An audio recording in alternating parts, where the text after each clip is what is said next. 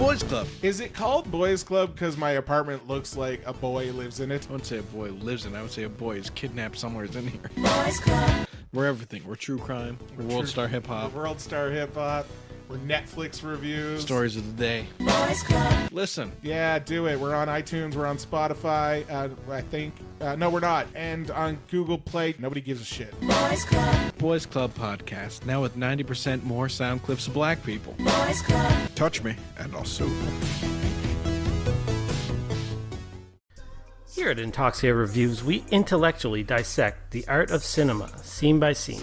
Here's some clips. All he is just a fucking big wooden doll full of cum, chasing kids around. You look up guys who poop in a bag. Because I think that's where you'll find them. Because he is hurt. It's probably just in your search history anyway, isn't it? This movie fucking blows. So don't forget to subscribe to Intoxicated Reviews on all places you find podcasts. Except Spotify. We're working on it. Hi there, this is T. Johnny with Quirky and or Queer, a podcast about otherness. Join me as I interview people in the community. I talk to musicians, community workers, artists, comedians, and even my mother about otherness. How does it shape their careers, their romantic pursuits, creative projects, and shape their overall worldview? There are lots of laughs, plenty of tender moments, and some deep conversations. Find Quirky and or Queer on your favorite podcast app.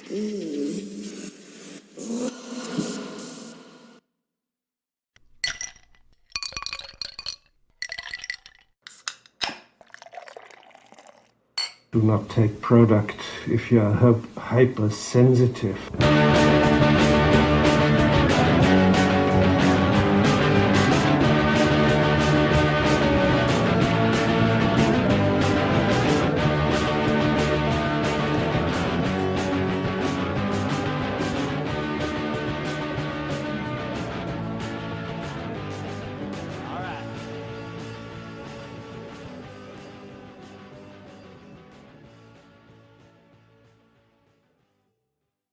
Oops, I did it again. I play with your heart. Got lost in the game. Oh, baby, baby. Oops. Ooh, I'm video recording that. Oh. Sorry, Mom. Copyright. Yeah. How do you pay for this? Do you pay for the streaming of that? How does that work? I don't know. YouTube is really bad with copyright. Yeah, I've had some videos blocked and just dumped off. And I was like, but and it's like, the musician Moby. Mm-hmm. So he has a website where you can download a lot of his tracks royalty free if you're a nonprofit or you're just like a small time creator. Really? So Moby has all these wonderful tracks that you can use. You just have to put a little application in, and it's really easy. It takes you 10 minutes. It takes you 5 minutes really, and it's always approved within the same day. What the hell? But YouTube doesn't recognize that. So like if you upload videos with Moby's music, they instantly just tag it and take it down, which is annoying because I really enjoyed. He's just got good music. I never knew that. Mm-hmm. That's fascinating. It's overwhelming how many podcasts there are. I didn't really listen to a whole lot of podcasts before I started mine. I was just like, oh, I'm going to do a thing. And then now I'm listening to a bunch. And it's hard to keep up, but it's nice that we have that much wonderful content that's from people I know or even bigger ones. I love that we live in this digital landscape where everyone can just create and it's so easy to access. It's insane because when I started Intoxicated, I was like, I'm one of the only ones in Halifax. Yeah. Yeah, surprise. And I was like, no, oh hell no, I'm not. Yeah. There's a bunch. Yeah. There's a bunch out there. But guys, I'm so excited and honored to welcome Tyler / T. Johnny. Yeah, I'm whatever you want to call me as long as what you're do talking. You prefer? It's interesting because I chose T. Johnny because I kind of reinvented myself a bunch in my 20s, and I don't know how I ended up on T. Johnny. I think one of my friends' husbands would just call me T. Johnny because I used to go by Tyler John, and I just thought that was interesting. And I worked with youth a lot, so when you work with youth and with Facebook and social media, you don't want to be easily tracked down. Yeah. That's actually a really good point. So it's kind of close enough to your real name that makes sense, but it's far away enough that people wouldn't find you that easily. And it was like a convenient thing. It was just like, I'm T. Johnny on Facebook, and that's it. But now it's like that's what I call my photography, and that's how I sign off on the podcast. And okay, well, you know what? Fuck it, we're here with T. Johnny. Yeah, because Tyler's dead. The old Tyler. He's dead. But welcome. Thank you so much. I'm so excited to finally have you on. I mean, as soon as I met you, I was like, you got to come on. Yeah. But we usually start, let's start with the first one, which is a friendship origin story, which I met you through Moxie Munchies when she was doing her presentation at podcast. Exactly, yeah. I was like, Tyler! Yeah, and she had mentioned your name a bunch before that. And so when you introduced, she said you should really go meet Sarah. And then you introduced yourself to me. And I was like, well, it saves me the trouble. Because I hate, I don't know about you, but I hate networking events. I love it. Stiff. Really? I hate it. Oh, man. I can talk to anyone. Really? So can you, but I think maybe I'm motivated to do it. Maybe. I think it's, well, for me, I guess if it's a podcast guest I really want, I'll just go balls out and just be like, hey, this is who I am. I have this thing. Yeah. Yeah, exactly. Yeah. But when it's on a professional level at networking events, I have a real, it's really weird for me to walk up to people alone and be like, hi, I'm so-and-so. If I have a buddy, I'd kill it. It's easier to vibe off someone else and you can share your energy for sure. My thing with the professional networking thing is because I'm so weird and I'm like, will say whatever comes to my mind. And it's always like positive usually. I'm like not rude, I don't think, but I can be a bit disruptive to people sometimes. So I'm just sort of like, oh, slow your roll, Tyler. Where's the bell? Oh, the bell's over here. The bell. I've seen the bell, and I've never got to ding it. Oh, you can ding it. I mean, I've dinged a bell, just not this one. If you know what I mean. I just mean a bell. Ding ding to being weird. Oh yeah, cheers. Because I feel that all the time. Oh my god, I feel so weird, and that's what my podcast is about. It's about otherness, right? Yeah. So I've always felt kind of displaced and weird, and sometimes it means I feel outside of a community, and then sometimes it means I'm part of a community. Part of a community. You know? I think the important thing is to try to find your community. Oh, absolutely. I think is what we're all constantly doing through life, cycling through different communities. Yeah. Because it's weird because I've been like hanging out with a lot of like-minded people lately. Yeah. And it's all types of people, comedians, drag queens, like other podcasters. Sounds like a tough crowd. And it's funny because my friends, I don't want to call them my normal friends, but my not even non-creative friends. Yeah.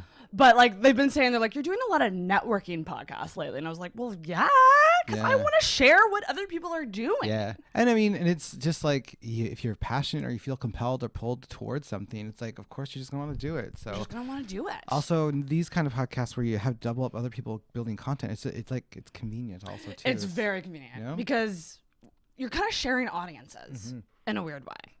And it is a smaller community, and the things that we talk about are similar, and they overlap a little bit, but we all have a very unique view. So if you can share that, why not? Why the hell not? Especially in a world dominated by so much media that's owned by corporate interests. So it's like anyone who wants to start anything, I don't care if they're recording in their mother's basement, hi, me, or their own apartment, hello, adult. Or adult-ish. Adult-ish, let's just say that.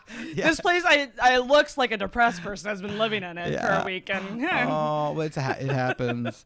But it's if we can share content that's generated by just anyone, that to me is so radical and wonderful, and that it makes the world a better place. Oh, 100%. And we got to support each other. Absolutely. Because the thing is anytime I'm feeling stressed about content stuff, I know I have people I can talk to about it. Absolutely. I can talk to Moxie. I can talk to you. Yep. I can talk to other people doing things and they get it.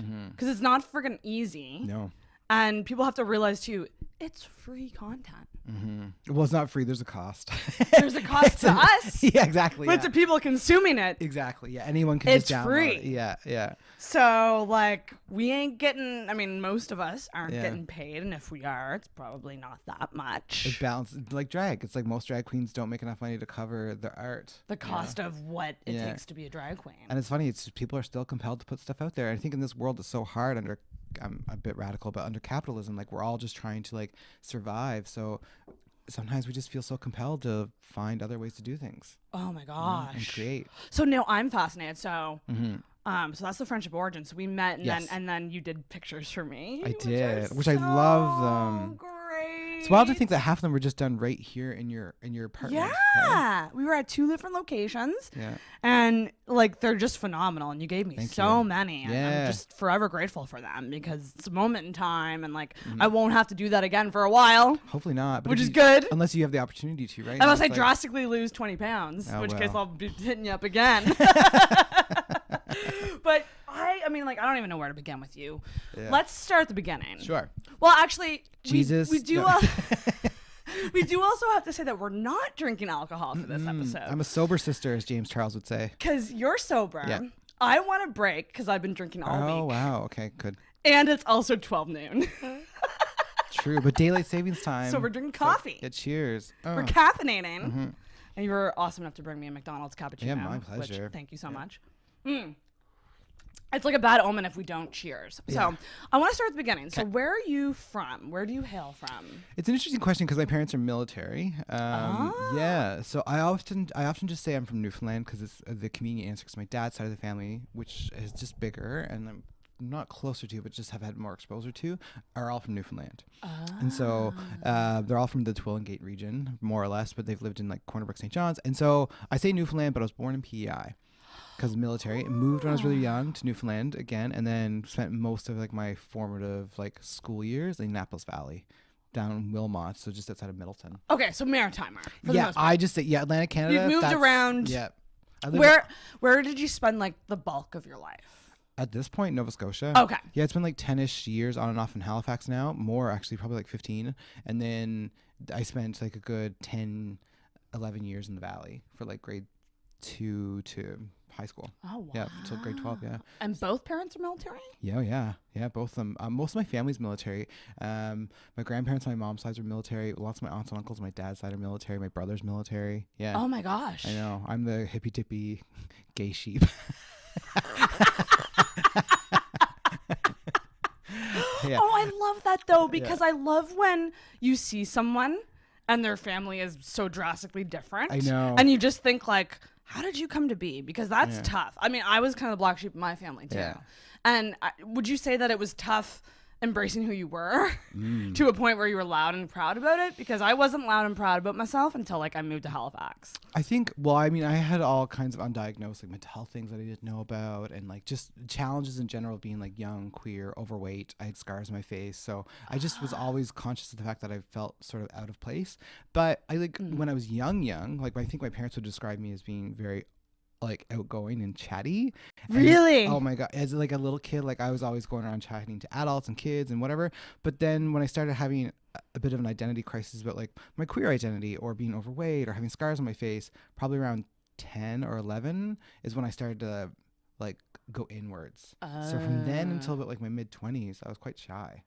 Oh, interesting. Yeah, so you kind of revert it into being an introvert. Yeah. And so like part of this like becoming sober and being the adult that I am today is sort of like kind of, which I think is true for most adults, is like refining the innocence a little bit and like connecting with the kid before you were criticized or before you felt like you didn't belong or didn't deserve something. Oh, interesting. God, this is some deep shit. I love this. I figured out the perfect way to describe my podcast recently, which is like it's like the bathroom stall writing on stall, where it's like really deep or it's dirty as shit. Like it's I love that contrast for some reason. It's both. Sometimes it's both. I love how a conversation can go from like childhood trauma to like, how do you like to fuck? Well, usually they're connected, if you know what I mean. They are! Yeah. They totally are! Are they ever? Yeah. I never really realized that until recently. The darkest parts of us where we hold the most shame inform so much of like how we interact with like things that are just sort of more complicated. Oh my God, it's so true.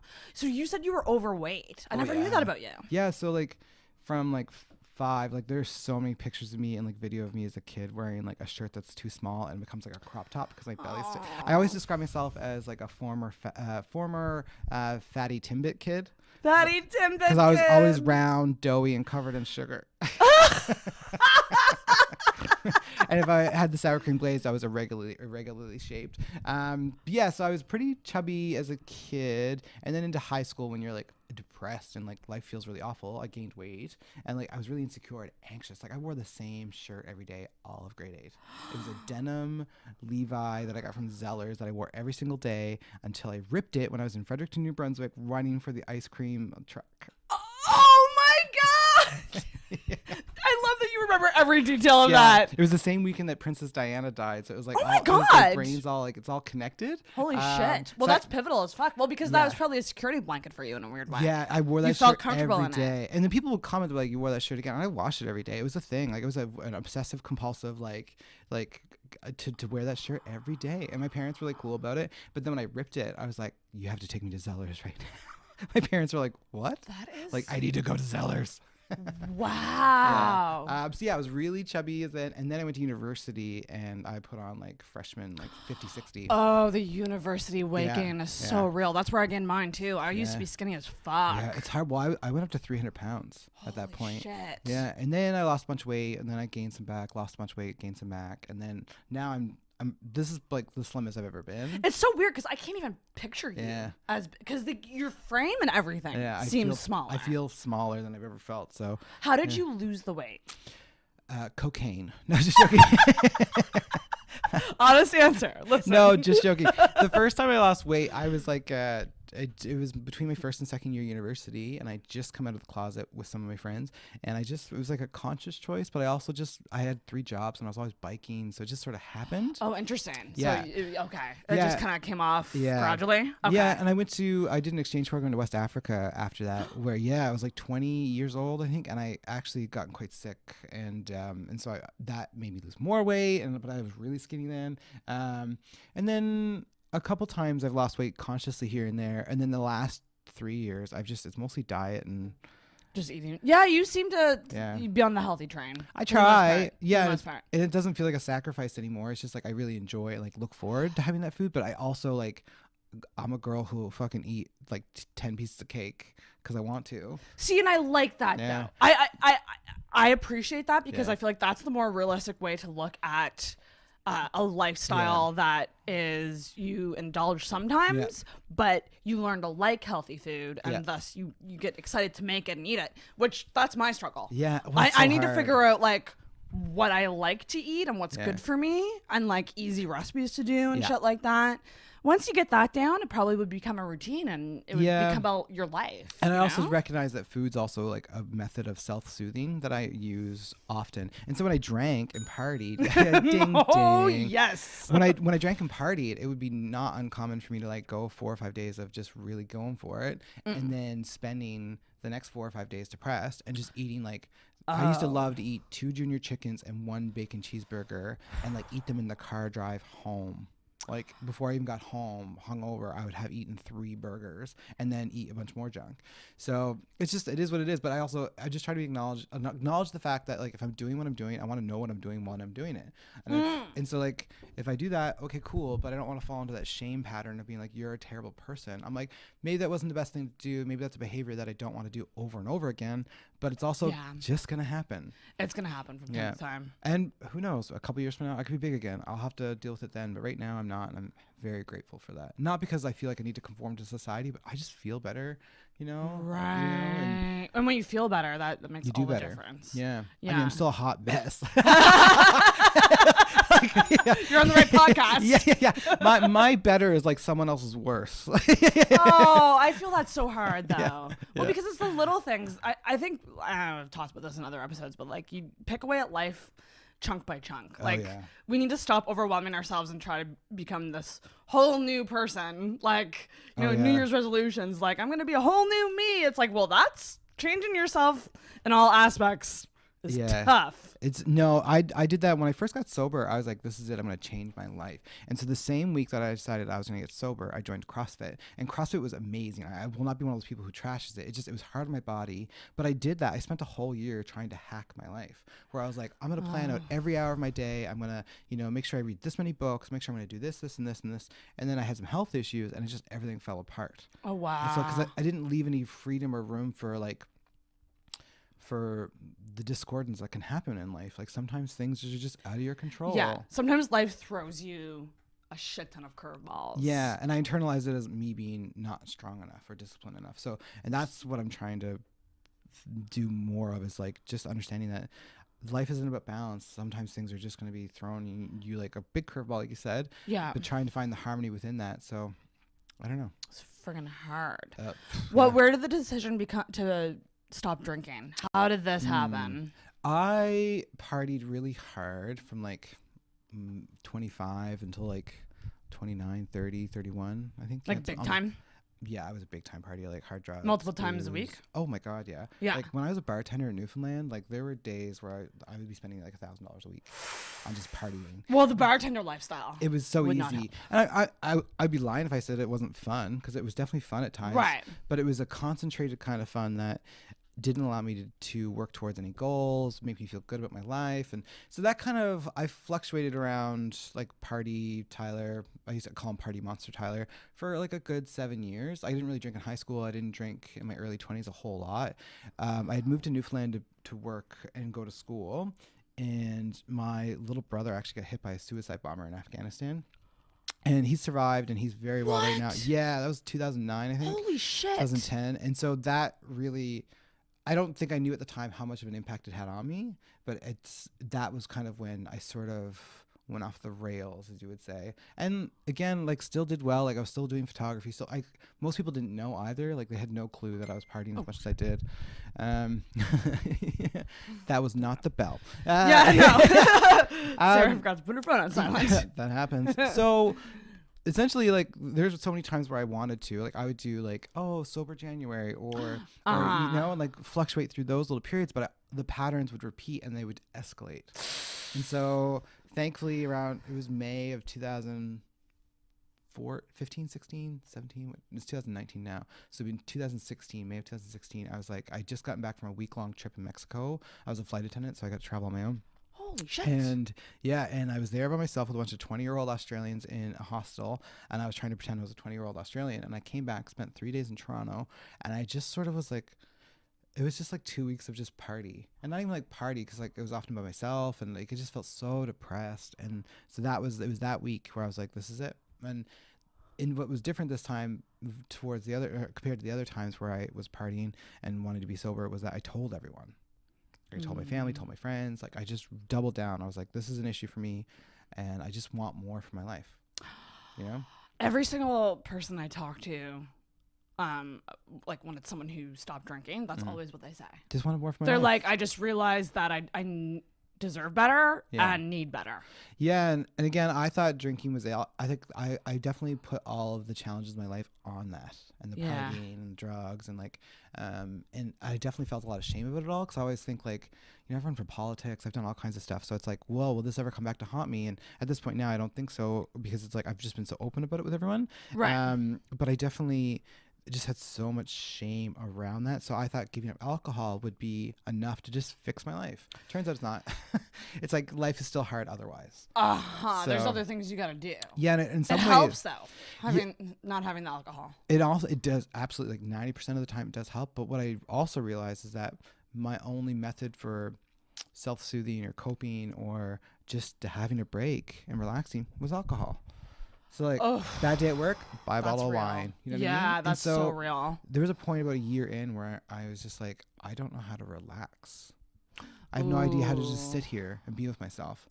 Yeah, I was just filling my life with so much other stuff that I was stressed out all the time.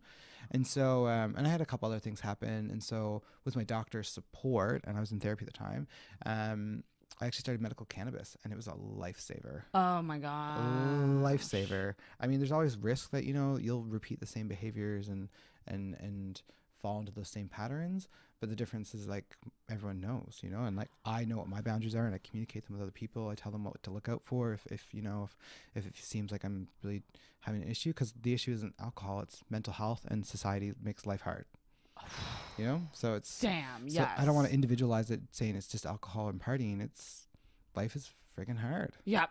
And you weren't drinking for the right reasons. No, and I think that's a huge thing. I'm not limiting myself. I don't really believe in abstinence in the way that I used to. So I've always said now, like I'm in school for social work. So when I finish that, I'll revisit drinking. But it's like I need to finish that goal first. I know that enough about myself.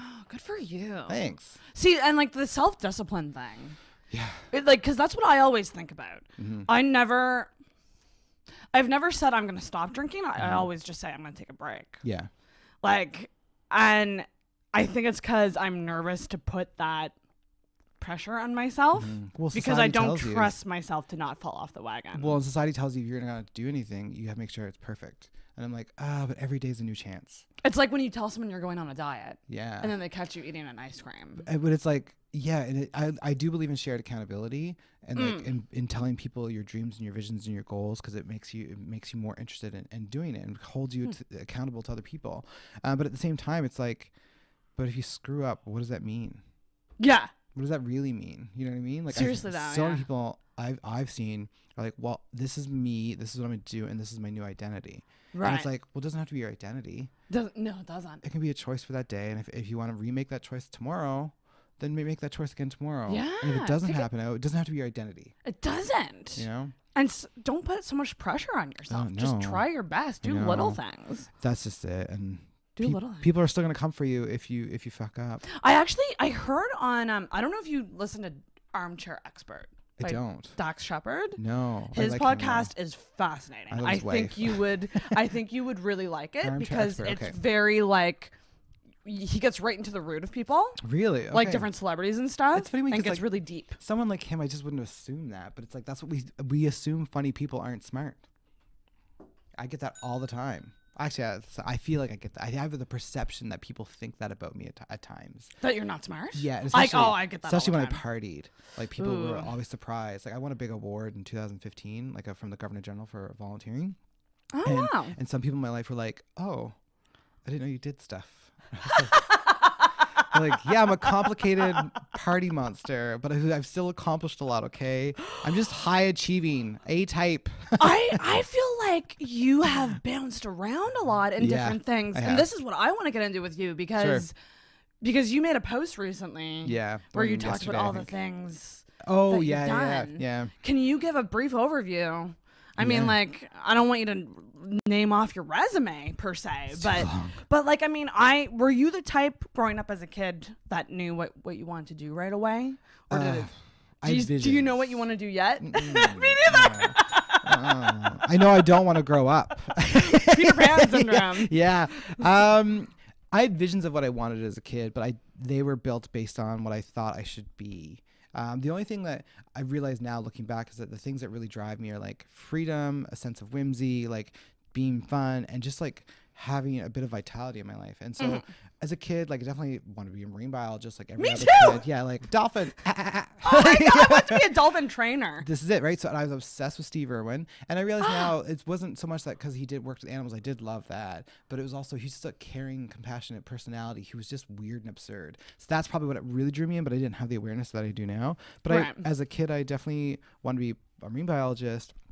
I was really artistic. Yeah. And so I actually had been considering applying to NASCAD, and I've been building a portfolio. I could see that. Yeah, and I ended up falling in love with a girl. Really? Yeah. Maybe it was just like, yeah, I would say I was in love with her, and it just sort of, it's probably not what I would consider love now, infatuation, but I followed her to university. As you do, and that was a $25,000 experience for 2 years of biology. So I was like, I'll become Steve Irwin. And I remember I was dissecting a tapeworm in a parasitology class, and I was thinking like, I don't think Steve Irwin has to do this. So from then on, I was just like, I bumped around. Like I did a program called Canada World Youth in 2004 after my second year at university, and that kind of shaped my values and allowed me to see what I wanted more clearly out of life. So I spent 3.5 months in Quebec and then 3.5 months in West Africa. Wow. Yeah. Following that, what did you do? Like, what did you do? It was a volunteer program, and it's like one of those international travel group experiences. Which at the time I was like, I'm gonna save people, and now I look back and I'm like, oh God, a 20-year-old with no skills, like being sent to another country, that's not great. But the program has value and merit, and I learned so much from it, and I ended up working for them like 6-7 years later. Really? Yeah, it was amazing. So most of my last 15 years have been either in tourism or international development / community work.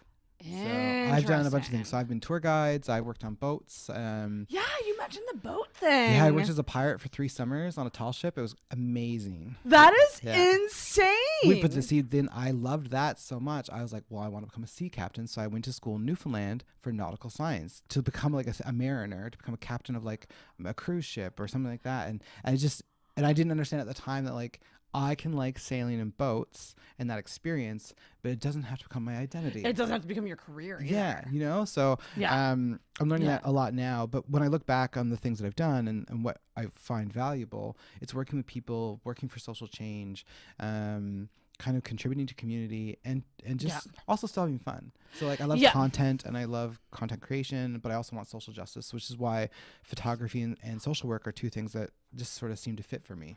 That is fascinating. Yeah. And 5 years from now, you're like a jack of all trades. Yeah, you truly are. I've done a little bit, which makes it hard job interviews sometimes. It's really hard to... I identify with you on this hardcore. It's hard to synthesize because sometimes people are looking like, oh, do you have a master's in one thing? And I'm like, well, I'm 34 and I've had over 45 jobs now. A lot of like different little small contracts or like just jumping around from one thing to the other because they're seasonal. Yes, contracts, It's hard. Yeah. But I am getting to the point now where it's starting to make sense.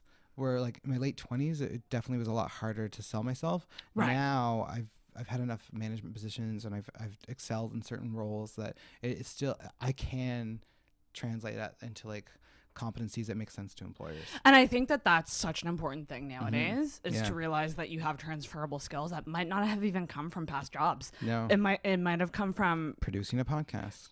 Something you do in your spare time, a side hustle, volunteering. Like you might not be getting paid for these things, but you're developing skills. Absolutely. And it's so funny. There's such a pressure to have it figured out in your 20s and it's just bullshit. It's complete bullshit. And some people do. Some people do. You look at some people's lives and you think this was very linear and you knew what you wanted to do early, you went for it, you have it, and now you're working comfortably in it. And I've realized, I've come to accept that that's not going to be my life. Yeah, I've realized that's that just not how it's going to happen for I'm me. going to be a wanderer for the rest of my life, and I either have to commit to that process instead of an outcome.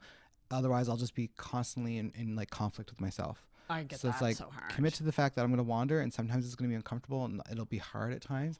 Thankfully, I have lots of supports in my life right now that allow me to wander my way back to school. Right. But it's also like that's just who I am, and if I fight that, it's just going to hurt me. Ooh, I love that. I love the idea of like not fighting it and just accepting it and embracing it. Yeah. In a weird way, because I'm the same. Like people even still ask me, and I get you get the question in job interviews. Yeah. What's your dream job? Where do you see? I love the where do you see yourself in 5 years question. Hopefully not dead. And I just unless say, it's zombie apocalypse and just let me go. I think maybe there was a point in our lives where we did have an idea of what our dream job was. Yeah. But I think you and I are similar in that we want a job or a position that appreciates us. Absolutely. That puts value on us. Yeah. That gives us different tasks. Yep. Because I don't think I want to do a job where I just have one thing to do. I like variety. Me too. I like having a job that's kind of a little bit of everything mixed into one. Yeah. Which, again, I understand it's challenging. But we live in a society where we're often told that if you're not able to dedicate yourself to 40 hours a week to this one role for a long period of time, then you're not valuable. And I'm like, that's not true, because there's so many people with so many different skills, and look at all the unpaid labor that happens in this world from women. And that's all work. It's just not valued as like rewardable under like society's standards right now. So it's like we're all working all the time. Life is work. Life is work. Life is work. And it's like we have to either embrace it and accept that it's going to be hard, and then we can still find joy in it, or we're going to have to fight against it all the time. And honestly, I'm tired of fighting. I'm only 34, but I feel like I fought so much already. You know what I mean? So it's like I'd rather just be somewhat depressed, but still be able to find the joy. Do you find that you're always struggling with trying to prove yourself to other people? Less so than I used to, because I mean I lived a double life, so it's like I felt more like I had to prove myself, because I knew that on the weekends and the evenings I was living as Party Monster Tyler. So Monster Tyler. Yeah, and like I felt like I had to prove myself more then, which is funny because I definitely had a much harder time proving myself then, because I just wasn't my best self. And so now I don't feel as much like I need to prove myself, but it seems to be happening that I prove myself more and more every day. So it's like when I let go a little bit, I seem to be able to do a better job of proving myself, which I mean, I don't think that's any nugget of wisdom. I think it's probably that's so interesting. Obvious. Yeah. Yeah, no, because I've always struggled with it in jobs, like in professional settings, but not so much, not so much in side hustle or friendships or anything like that. But I it's just a little bit hard where it's like, oh, the one thing that gave me all these skills is a drunk podcast. Not every employer is going to look at that and go, Yeah. Well, it's hard because it's like you're doing something cool here. You're doing this thing it's important for you, but it has value in community. But at the same time, it's like sometimes people don't won't see that value. Won't see that value. Especially if they've been privileged enough to only have that, go through school, get that one job, and live that life. But it's like that's really only available to like maybe 10% of the population. Most people are jumping from Walmart job to Subway job to like and so it's complicated, I guess. Like most of the people I know are not quite in the field that they thought that they would be. I think that's true. I met a girl last night. I did Burger Bus last night, and she's 22, and she's just applied to med school, and she's so clear. She's like, since I was a kid, I want to be a doctor, and that's amazing. It's so lucky that she's had that clarity since she's a kid. Yeah. But to me, it's also like, well, then she must have had like a really great family life, or like things in her life allowed her to find that clarity. She just wasn't just born with that clarity. It's like this is the environment she was in also cultivated the ability for her to make that decision, and not everyone has that opportunity. So it's fascinating. And I'm always fascinated with people like that, to be like, well, like, yeah, how did you get that clarity at that age? Like, were you influenced by your parents? Because I know my parents wanted me to be a lawyer. Yeah.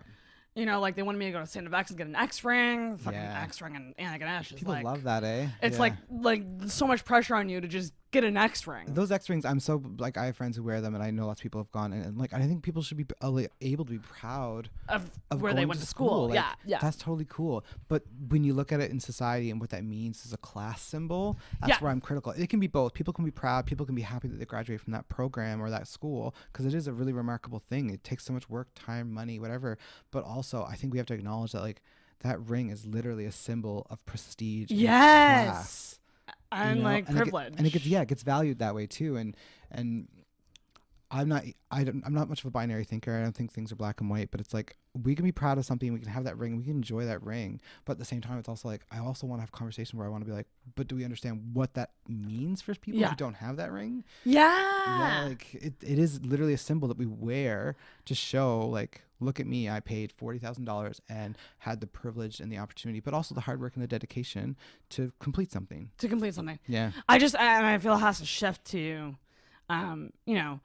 get your degree and be proud of your degree and what that's done for you, not a physical object that is like $800 or whatever it is. I think it's pretty. I might even be more. I actually don't know how much an X-ring is, but it's a lot of money. I'm just like flabbergasted because like I'm in school now and I pay so much money to go to school, and I'm glad I'm in school. But like the thought of paying more money to my school or like to represent my school, I'm like, no, but I already paid so much money to my school. Like, I don't want to pay any more. And I should say, like, you're back in school now. Yeah, Dalhousie. So when did you start going? Oh man, 2002. I went to Acadia for 2 years. Then I did my exchange program for a year. And then I went to Memorial for a semester for mostly English and poli-sci type classes. Then I dropped out of there, came home to Nova Scotia, did a 2-year diploma in ecotourism NSCC. Great. I will always champion NSCC. Yeah. Nice. That was wonderful. I learned more in that program than I've in any program, except for social work. Yeah. Oh my God. And then worked for a few years, and then worked on the boats and was like, I'm going to become a sea captain. Went to school to that, did that for a year. Was like, that's not for me. Came home to Nova Scotia, worked for Canada World Youth for a couple of years and loved that. Very, very intense job. Got to go to Indonesia and Costa Rica with them. Then got a job in a marketing company and was like, this is it. This is for me. I'm going to be a marketer, and decided to go to the Mount St. Vincent because they have a 2+2 program at NSCC. So I was like, well, I'll apply that towards a business diploma. But I also like, I'd be doing my classes online while drinking 2 bottles of wine on a Tuesday night. So as you can imagine, I didn't do very well. Online classes I could never do. Yeah. I wouldn't be able to. Well, so then I did that. And then I I just worked and like traveled, was a flight attendant for a bit. And then finally, when I sobered up, I realized I really wanted to do social work. And so applied that same year and got in. And so now I have about a year left. Wow. Yeah. So I've been to like 6 or 7. I've applied to like at least 10 different institutions, and I've been to 5 or 6 now. So you're really all over the place. All over the place. And it's funny because social work is really the degree and the profession for people who've been all over the place. It just makes sense. But also everyone who I always like meet who's in it, I'm like, this makes sense, because they're always very compassionate, caring people. I agree. And they're people who have empathy. Yeah. And I'm like, good on you for like tapping into that side of you and doing something that's going to be a hard job. Absolutely. But I think people who come from a lot of life experience and they're tough, they're the types of people. They're tough, but they can also empathize. It's like a sensitive tough. It's like sensitive tough. Their toughness comes from an understanding and critical awareness of the world, usually. Yeah. Sometimes people are just tough. Some tough skin. Like jerky. Yeah. Was your growing up experience like, did you get bullied? Yeah. Or like, Yes. what was like high school, junior high, those days, those years like? Elementary school was, fairly straight, run of the mill, like whatever. I don't remember being overly bullied.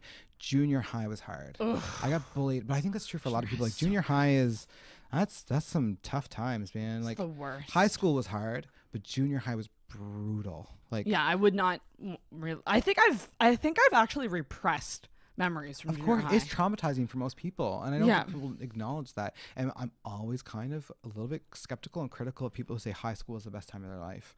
I was like, well, then you were at the top of the food chain, my friend. Wow, you not living a good life now. If that was your best, That's just it, time, right? Like, so yeah, I was bullied a bit in junior high, and then in high school, I just was so quiet, and I did find a little group of friends that were really, really wonderful, a bunch of women who were just awesome, and we just sort of stuck to ourselves, and so I wasn't really bullied, but I was also a lot bigger than people. I got bullied. I remember in grade 9 very distinctly, one of the guys in class who came from a very challenging family situation, which I didn't have the awareness of at the time, but he wrote a love letter to himself, but signed it from me. And it was full of spelling mistakes. It was written. Yeah, he wrote a love letter to himself from me to like kind of out me as a gay man, but also like it was a power move. He just wanted to feel powerful, and he wanted to bully me, and he wanted to make fun of me in class. So he passed this letter around to all the other students saying, look what Tyler wrote. He wrote a love letter to me. One, I hope the guy's well. I hope he's alive and hope things are going well for him. But one, would never have written him a letter. He was not the least bit attractive. Yeah, it was trucker cap and his like dirty sweatpants every day. But he did this, and it was a whole day of misery, and people were making fun of me all day. And I never really realized how big I was, like 5'11", like almost 300 pounds. Like I was just a bit bigger, but I was so shy that people just didn't really pay any attention to me. And I don't know if this is why people left me alone after this, but one of the other guys that was his friend was making fun of me in the middle of English class. I stood up and pushed him over a desk and like yelled at him in front of the English teacher. And afterwards the English teacher was like, good for you. Yeah, like we won't tell anyone. Yeah. And people sort of left me alone after that, and Wow, I don't know. So you like really stuck up for yourself. Yeah, my dad always wanted me to stick up for myself. But he wanted me to stick up for myself from like a heteronormative, like masculine. Like, I'm a man. Yeah, and so that was grunt. probably the one time in high school or junior high that I did that, and so people left me alone after that, I guess. But I also just stayed away from people for the most part. I didn't like ruffle any feathers. I was involved in like different things. Like I was the editor of a school newspaper, and by no means like super popular or anything. Just like I just wanted to do it one year, and thankfully had the chance to do it. I regret not doing things like that. Yeah, neither of my parents are really heavily involved in extracurriculars. They both like sports and stuff, but they weren't like, I think to them, they were just like, oh, Tyler's interested in things, cool, you know? And they were very like happy to support me when they could. Yeah, so like grade 10 to 12, I just sort of felt like I was mostly a shadow. You know what I mean? Like doing my own thing, yeah. but just trying to stay like out of the grades were okay. They weren't great. They were good, like 80s, 90s, but they weren't like top of the class. Average. Yeah, for me, you know, like 84. It was the year I was born. It was most often the mark that I got. Really? In I was like 70s. Really? Yeah. Did you struggle in high school? I mean, like I honestly think I was like probably undiagnosed ADD. So I undiagnosed ADHD, and I just found out last year, and it makes sense to me now because my parents never really had to worry about me in school because like my grades were always good. There was never any phone calls from the principal. It's just like I was never really in trouble. You know, it was just like I did my grade, and I was just sort of self-directed, and as long as I went to class, I didn't really have to study, thankfully. Interesting. And that's not true for most people with ADHD, but I just, for whatever reason, whatever brain makeup I have or whatever I valued, I was able to like focus enough to still do well in high school. So like, yeah, but later in life, I'm realizing that the undiagnosed, like what it meant for my life. Oh. You know? Well, that's something that I'm really coming to terms with, and I'm planning on going to therapy soon. Yeah. I keep saying this. Do you have benefits? People aren't holding me accountable. I keep forgetting to make the phone call just make the fucking That's appointment. the hardest step. Making the phone call is the hardest step. It is, and I do have $500 towards it. I know a guy who will do an assessment for, it's about $350, $400, I think. Half of it's online, then you do it in person, but then he writes you a really wonderful letter that you can take to your doctor. Yeah, he was great. I got in really, really quickly. My life kind of fell apart a little bit in the fall, and I was like, okay, I'm just tired of struggling and not having an official diagnosis or like something on paper that'll support me, because it's just I've been struggling with mental health at work specifically for years and years and years, no matter where I worked. So I had a friend who recommended this guy, Brian Campbell, who's on Dresden Row, and went in, and it was really wonderful. And it was very validating too, because he was like, yeah, like it does sound this way, but we'll do a few different assessments from a couple different frameworks, and we'll just see where you fall. And so I tested, came out like anxiety, depression, which I mean, that's, again, in society, that's not uncommon. I feel like most of us are walking around with a cocktail of that. Like, just like, why? But existential dread. I never realized, I mean, talking to people who've been medicated, like talking to Ruth. And realizing how much medication helped her. Yeah. I think I never took my mental health seriously because it was so up and down. In other words, when I'm depressed, I won't be depressed for like months. Yeah. I'll be depressed for like maybe 2 weeks. Yeah. And then I'll come out of it and I'll be re-energized. Yeah. And I'll be better. There's a type and then of depression. I'll fall back into it. There's a type of depression that's called like mild depression. I can't remember what it's called, mythosomania or something. I totally screwed that name up. But it is basically like a low grade, high functioning depression that can kind of just persist like forever. That's probably what I got. So lots of people have that. And then with ADHD, so like, I'm by means no expert in any of these things. I do study some of it in school, and like I just do have a lot of awareness. I've worked in mental health. But like some people who have ADHD have depression and anxiety because of their symptoms of ADHD, because they have challenges regulating their emotional experiences. And so that causes the situations which allows you to feel those other things. So it's not as clinical as say like there's something in your brain that's just not wired the right way, which I don't really like that analysis either. But it's sometimes ADHD will allow you to feel depression and anxiety. That's interesting. So do you think if someone was undiagnosed, like if the ADHD wasn't treated, it's possible? Yeah, I don't. It could cause. Again, I'm no expert. Yeah. But none of us are experts. Yeah, we're just speaking about our own. Yeah, exactly. Mental health experiences. That's totally for me. And honestly, like talking to people who, like it's the first year that I have ever been like, maybe I should be medicated. Yeah, because I've been able to deal with depression. And when I say that, I think the reason I say that is because I do always come out of my depressive episodes, but then they always happen again. Yeah. So for me, it's like, and I recognize that there's reasons why. Yeah. Whether that be job issues, money issues, like there's life stresses. Of course, right? That are impacting my depression. So I've never thought, I need to be medicated. It's just situational. It's situational depression. But oof, it's been hitting me harder than ever. And like, for the first time in a long time, I was like, Sarah, you gotta do something about this, because you're not suicidal, but I think if a bus was coming towards you, you wouldn't do so much. Well, there's less margin. Like the threshold just gets smaller and smaller the more hits you get. That's what it is. Yeah, there's a great analogy, and I can't remember where I read it, and I looked for this article for years, and I can't find it. But essentially, it's like so many people reframe their resilience or like their reasons for self-care to refill the well or recharge the battery. And so what this article did was like, yeah, that's cool. We all have a battery. Say it's like, it's this big, and when things happen to us, it depletes. But what the article was saying is that not only does it deplete, but sometimes when you have enough hard knocks, your overall capacity shrinks.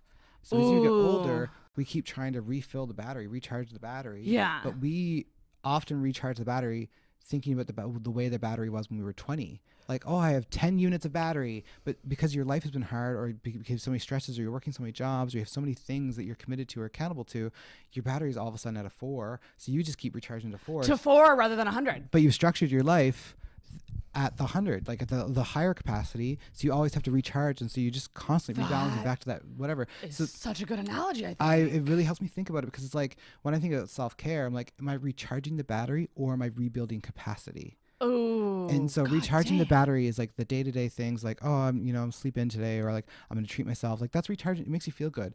But what builds your capacity for me is patterns and routines. Yeah. So committing to small things that go over a longer period of time. Yeah. And so that's what I've been trying to do over the last 3 years, and I feel like I've been getting better. And I have some health issues, so it's like I've had some knocks, but also it's just allowed me to like have more bounce. Yeah. So that's what I'm trying to do. Damn. Excellent way to look at it. Yeah, I've also reframed it as, I don't know if you ever played Legend of Zelda. No. So, well, he gets hearts, right? So he gets hearts. And so, like, he started off with 3, Link gets 3 hearts. And then as he beats bosses, he gets more and more hearts. But sometimes he loses hearts. Right. And so he loses the hearts, that like the capacity, but he also sometimes just loses the amount in there. So I often think like, well, you know, Legend of Zelda, Link, like, am I gaining more hearts? Am I depleting my hearts? Am I losing my overall capacity of hearts? Am I back to 3, but I think I'm at a 10? So I think about that a lot. Yeah. Fuck. Yeah. That is damn good. I wish I could find that article. I'm gonna have to rewrite it using Oh, the don't you Zel- hate it when you find Yeah. something that you're like, this makes so much Yeah. sense, and then you just can't remember the title or. That's just it. Yeah. You know, So like- I put it all in an app now when I remember, but then it's overwhelming because I open that app and there's just too much to read. So I'm like, oh fuck. Yeah. Oh man. I just think we're all struggling. We're all gonna screw it up. So it's like I'd rather just be okay with like struggling and screwing up than trying to structure my life so I don't screw up. I'm like, I'm just gonna do it, but screw up. Yes, no, but that's so true. And like therapy, I just know that. I love therapy. I think I need everyone to should go to go. therapy. I don't think it should be relegated or like just pushed to the side for people who are in crisis. It should be, we should all have the space and freedom to talk about our mental capacities and the things that we want to unpack. And it's just like $500 is what your benefits are. Like, that's not enough. That's like 2 sessions with a psychologist. Yeah.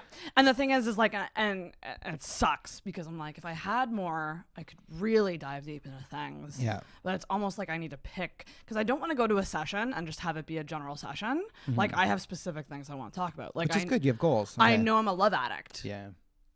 Yeah. So like, I need to get that shit in gear because that's not an addiction. Yeah. There's no support groups in Halifax for love addiction. There are actually. There are? Yeah, I haven't well, been able to find them. It's not. Well, there's the sex addiction, but there's definitely like there's definitely peer support groups that would. Oh, really? Would focus on like more about like the things in our lives that compel us to feel like we have no control. Oh, you should, if you know. Yeah, Because it's like, a I mean, one. I've looked like, I think it's called like SALL or love, something like that. Okay. The official like love and sex addicts Yeah. term or whatever. I've looked up that website. Yeah. And there's like no official meetings. Interesting. There's a in couple Halifax, things like but- Gabor Mate is an author and a doctor from the West Coast. He worked a lot with people who have addictions, like in downtown Vancouver. And he has a book called In the Realm of Hungry Ghosts, all about addiction. He also has a book on ADHD, which is really, really interesting. But he's a firm believer in that you can be really addicted to anything. Because it's like, it's not, sometimes there's like that clinical, like, brain addiction where you're wired to like crave something because it's hijacked how you process and how you think about things. But then there's also just like how we soothe ourselves, and like you can become addicted to that. And so anything can be self-harm. Anything. It's true. You know, so it's like, yeah. And drinking for me has kind of been an issue. And I definitely have relapsed a bit recently in terms of Yeah. I'm not drinking. And I was so good for so long. I was like, I'm only going to drink when I'm having fun. When I rephrased it to be like, drink to feel even better, don't drink to feel better. Yeah. And as soon as I changed my thinking in that way, That's drinking good. wasn't an issue.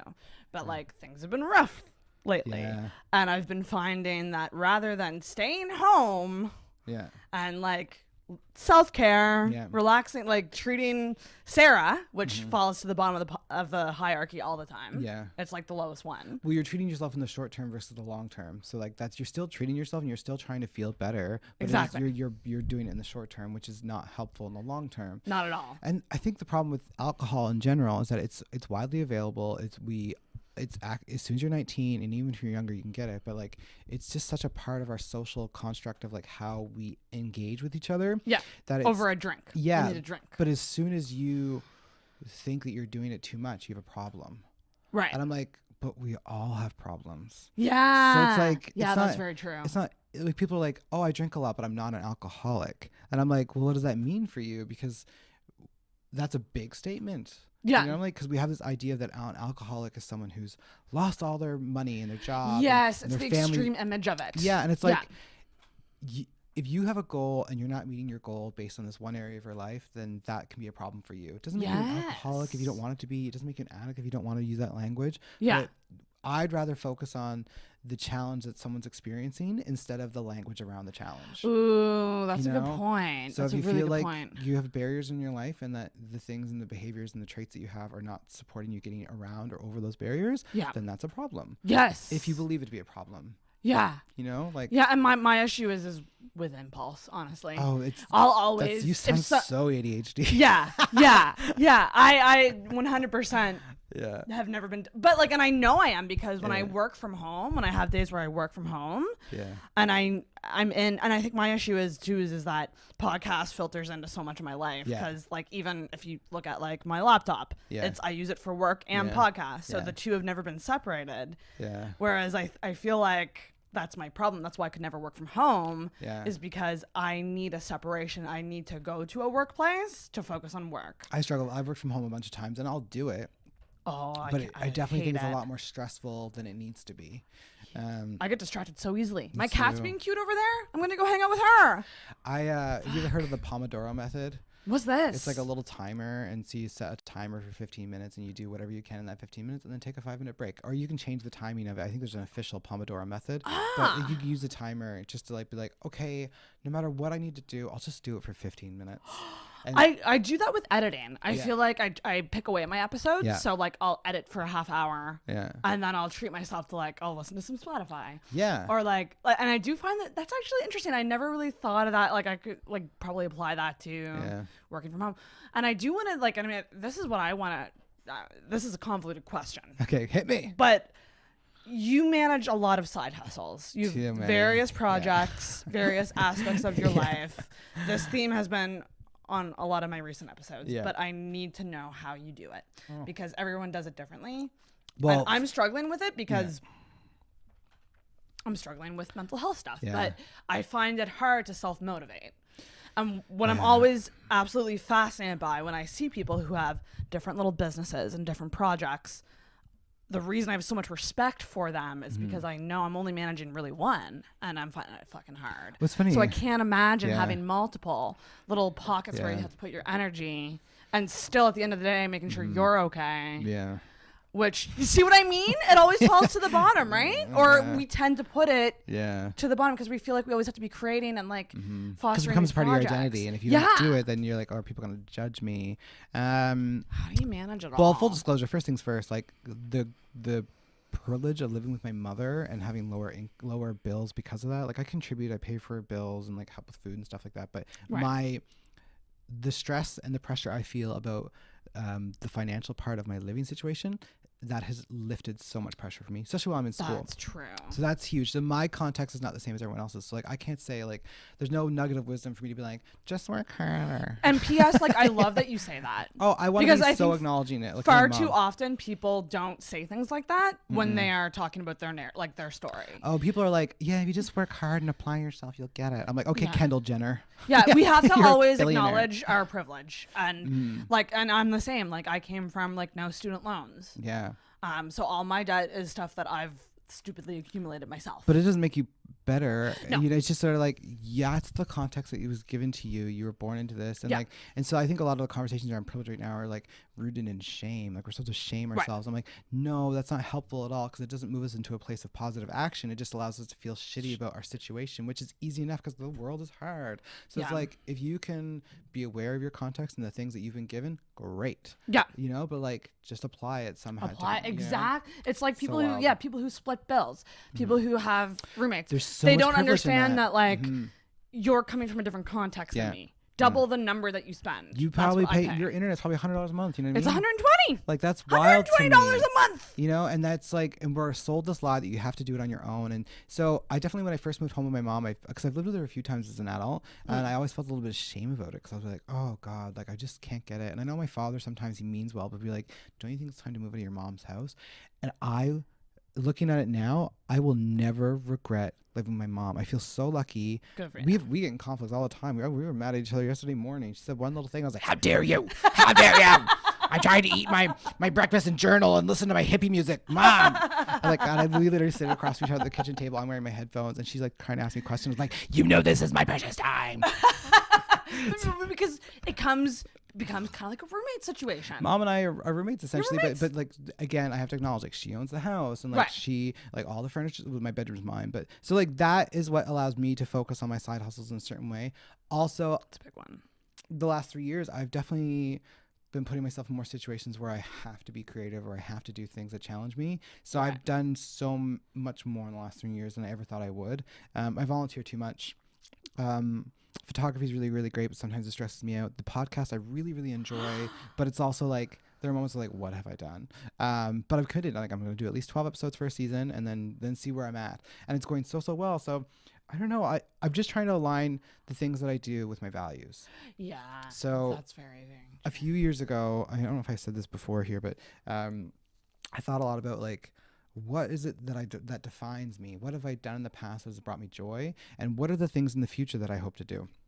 And so I kind of like wrote out like, what would be the future me? What's the dream blue sky? I was like comedian, famous, whatever, this and that, social What's your work. vision board? Yeah, exactly. Right. And so I did that. And then I contrasted that against the things I've done in the past that brought me the most joy. And I tried to distill some commonalities between them. And and it really allowed me to figure out that like money's important to me, but what's more important to me is freedom. So sometimes freedom is money, and sometimes it's living in your mom's basement. You know what I mean? So it allows. It's kind of like, what's your currency? I've heard people say that. Like, that's interesting. Yeah. Some people, like, there's a lot of people in my life that I know. Yeah. If they have an okay job that pays them well and gives them benefits and gives them vacation, that's what matters. Well, so it's the perks of the job that matter, not so much the job itself. That ain't me. Well, that's probably not you either. What's in their top 5 of their priority list, right? And like, I think some people are like that with relationships. They really value companionship. That's not my top 5. My top 5 is like freedom, being good in community and giving back and just feeling like I'm making a difference, being creative. Like those are my top 5. So like the things like the podcast, photography, my creative pursuits, they all just sort of align with my values. And now school aligns with my values, right? And so it's like trying to find these things that align with my values. And sometimes that means taking a step back and looking at something and seeing it from a different angle and seeing that it is in line with my values. Yeah. Like taking a job that you don't think might not be good for you, but maybe it allows you more financial freedom. So that aligns with my values. And so I have to constantly check in. I journal every day. I'm always thinking about my values. I like make decisions based on where they fit within that. But I also allow myself to like, maybe they'll change, So it's just like kind of a constant process of reflection. I have an ex-boyfriend who's like, you think too much. And I was like, what? I was just going to say, like, when you're making these decisions and you're thinking of your life in this way, are you physically writing it out? Sometimes. I mean, it's or not is like, it all up here? Yeah, it's a bit of both. And sometimes I forget, and sometimes you just fall on that track that the life gives you, and you just keep going. And then every night you have to come back and you have to rebalance. And like not every little decision am I thinking, oh, like putting the shirt on, and I'm like, does this align with my values? I'm like, it's clean and it won't disappear on the green screen. Perfect. No, I know. I was like, don't wear green because I love green. I was like, I'm good. So I'll wear something that's like same tone but different. God. Yeah. I always forget about that. But I do journal a lot. I did a book called The Artist's Way. It's really, really interesting. It's from the 90s or the 80s, Julia Cameron, and it's recommended for any creative person who wants to commit to a 90-day process of self-reflection. Yeah, it's What's wonderful. it called? The Artist's Way. The Artist's Way. Yeah, it's kind of rooted in like AA methodologies. Like it's not AA, you don't have to be sober, you don't have to, but there like some of the language in it is very similar to AA, and the author acknowledges that. She's like, this does come from this framework. But I like the AA. Like, I mean, I appreciate it. I get it. And I was a flight attendant when I did it, so I had a lot of downtimes. Like I'd be in hotels in like New Jersey or Boston and just like whip out this book in my journal and like would have the whole day to do it. So again, very lucky, right?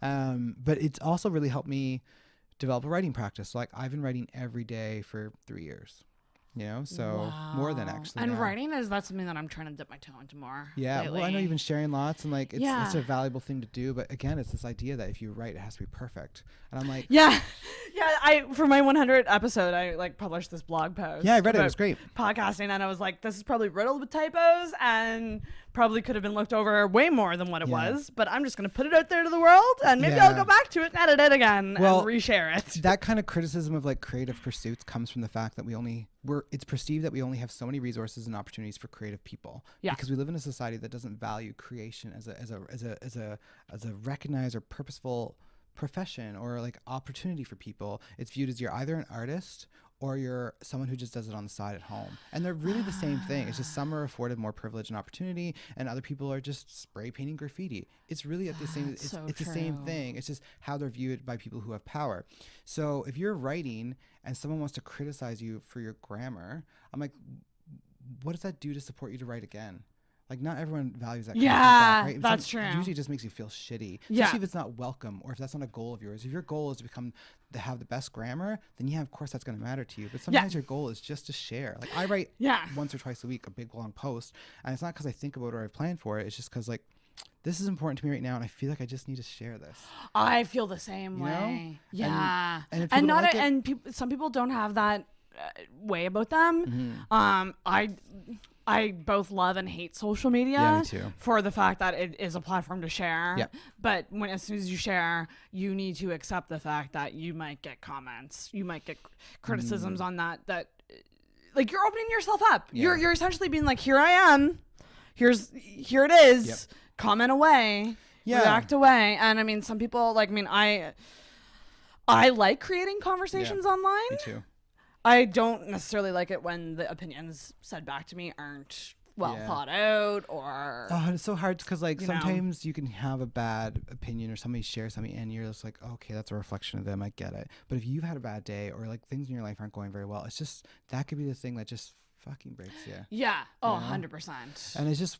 That's why I hate Facebook. Yeah, and I just think we've disrupted our communication methods so quickly. Like, and it's only in the last 20 years that we've communicated digitally, and it just keeps growing and growing and growing. And there's new apps every day, so like we're always just in contact with each other, and that has disrupted how we've communicated so much so fast. Yeah. So it's like if anyone tries to tell you that there's a right way to do it, I'm like, they don't know because they're basing that on what they knew yesterday because it's already changed because today it's different. So it's like we're all doing our best, so fuck it. We're all doing our best. There's so many different freaking platforms to communicate on. Everyone communicates on a different platform. It's just like I'll start a conversation on Instagram, go to Facebook, go to text, go to Snapchat, and bounce it's just around. like, oh my god, it's so hard. My brain can't handle And then it. people are like, download WhatsApp, and you're like, another one. I know. Another way to friggin' miss a message or forget to respond to somebody. It's Or like, well, a lot of people who use like Slack. I'm like, I don't even want to look. I'm not gonna look at it. I don't need it. I don't need it. I hate the way Slack is. Line, but When people talk about those kind of tools, like it's gonna hack your life, it's gonna make you more productive. I'm like, no, it's just gonna make me more available. That's not gonna and make me more overwhelmed. that's not gonna make me more productive. I know myself enough to know that being more available will not make me more productive. Oh, 100%. But you have a podcast called Quirky and or Queer. I do, yeah. So when did you start figuring out your sexuality? Like, oh gosh. Like, were you someone who kind of always knew, or when did it start? What's the origin? I had a sense at a really young age about my sexuality, but I was hijacked a bit because I was molested at a really young age. Oh, shit. So like that just sort of like, I think kids are often aware of their sexuality because it's just prevalent in the media, and like you can see stuff, and even if your parents do their best, it's just impossible to completely shelter someone from that experience. We're all big walking bags of meat who want to feel sexual pleasure. You know what I mean? So that's a good way to say it. Even as a kid, like people, it's natural for babies to be, and kids, and so I was young though when I had an inkling that I was different, and then it was probably like around 11 that I really concretely was like, I think I'm gay. And my parents did an okay job. Like my mom was very open about it. Like even as a young kid, I tell this joke all the time. She's like, you can be anything you want when you're older. An astronaut, a doctor, gay. I'm like, and let me tell you, I am making it a career, okay? Employee of the month, this guy. But so I had I had a sense at a young age that I was gay, but I also like had a lot of shame around it as a kid because I was really the only gay person in my family. I had a cousin who's quite nice, but I didn't get to be around him a lot, and like he didn't get to set a good example. And so I remember being like, I was 11 years old and convinced myself that because I was gay at a young age, I didn't use that word, but I knew what it was, that I was HIV positive. Not even HIV positive. I convinced myself I had AIDS, and like so of course now I know like.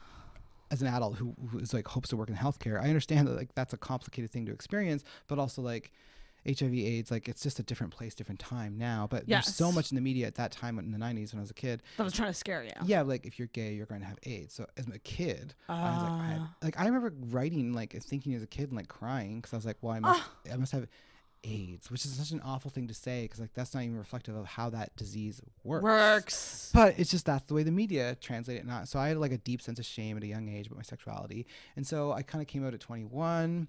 How'd you come out? So I called my mom and had a phone call with her because I'd already been kind of out with my friends and family, and then this is actually quite gay. I was like, Mom, I'm gay. Can we have a dinner party? So I lived, Big coming out. yeah. So I lived in Halifax. It was probably 2005 at the time. Borrowed my friend's car and took like some of my closest friends, and we went down to the valley where my mom lived at the time, the house I grew up in, and we threw a little dinner party with my friend Lucas's parents, and like it was a thing, and we all chatted. It was very sweet, and I was very lucky because like that doesn't happen for most people. And it really came out to my father, but it just sort of like at one point he just knew, and it wasn't really like we talked about it. Like I brought boyfriends home to him, like he's great about it, but I never had to have that conversation. That formal like. Yeah. Which sometimes I wonder if I miss it because like that sets the tone. You're allowed to say things in that moment, but like again with my brother's injuries and like things like we've had a lot of trauma in my family, so it's like don't complicate it. It's like I'm just grateful that my dad's around and that he's open to it. You know, we have our challenges, but like most people with their parents, you know. Did you I was just gonna say, did you have an overall good relationship with your parents? Yeah, well, I'm obviously very close to my mom, and it's like, but we had conflict and stress and challenges, and like my parents were doing their best based on their context. My dad and I aren't super close, but like I could still go down to see him and stuff. And he's more close to my brother, I think. Wait, so your parents aren't together? No, they got divorced when I was 14, so 20 years ago now, and it was definitely a real age to go.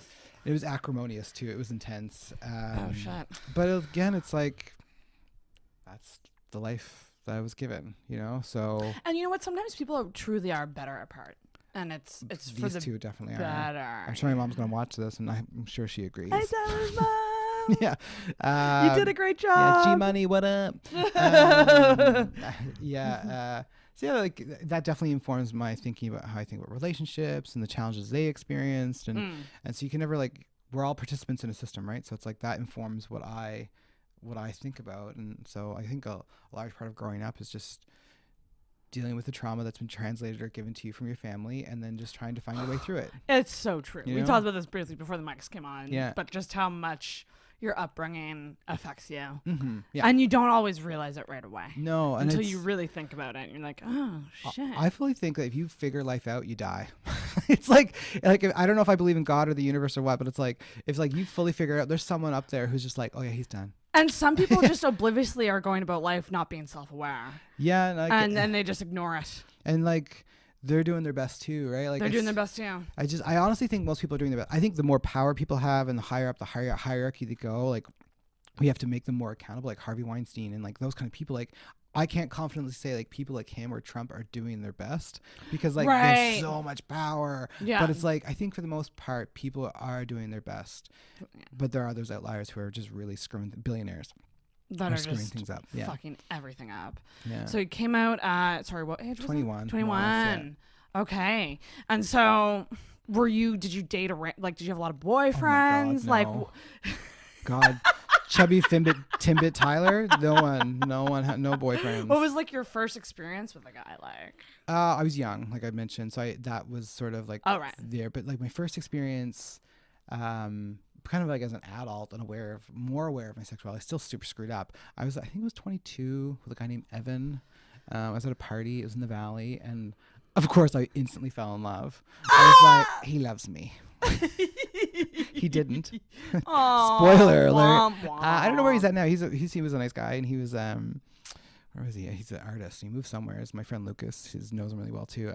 And so that happened. And then in university, I think I had a couple experiences, but it's just like I don't know if it was good or bad. I think it's true of anyone who has sex for the first time. It's just you're just figuring it out. Like it's just figuring it out. And so much of it is like I don't know if you were younger when you have sex, like you don't talk when you're young. You just sort of like, oh, I'm just gonna do it, and I'm sure this is the way it's supposed to be. Right? I saw this on TV. Oh yeah, that's true. And, that is true. You know, and it's more about the idea of like, especially with losing virginity, it's like, oh, I did it.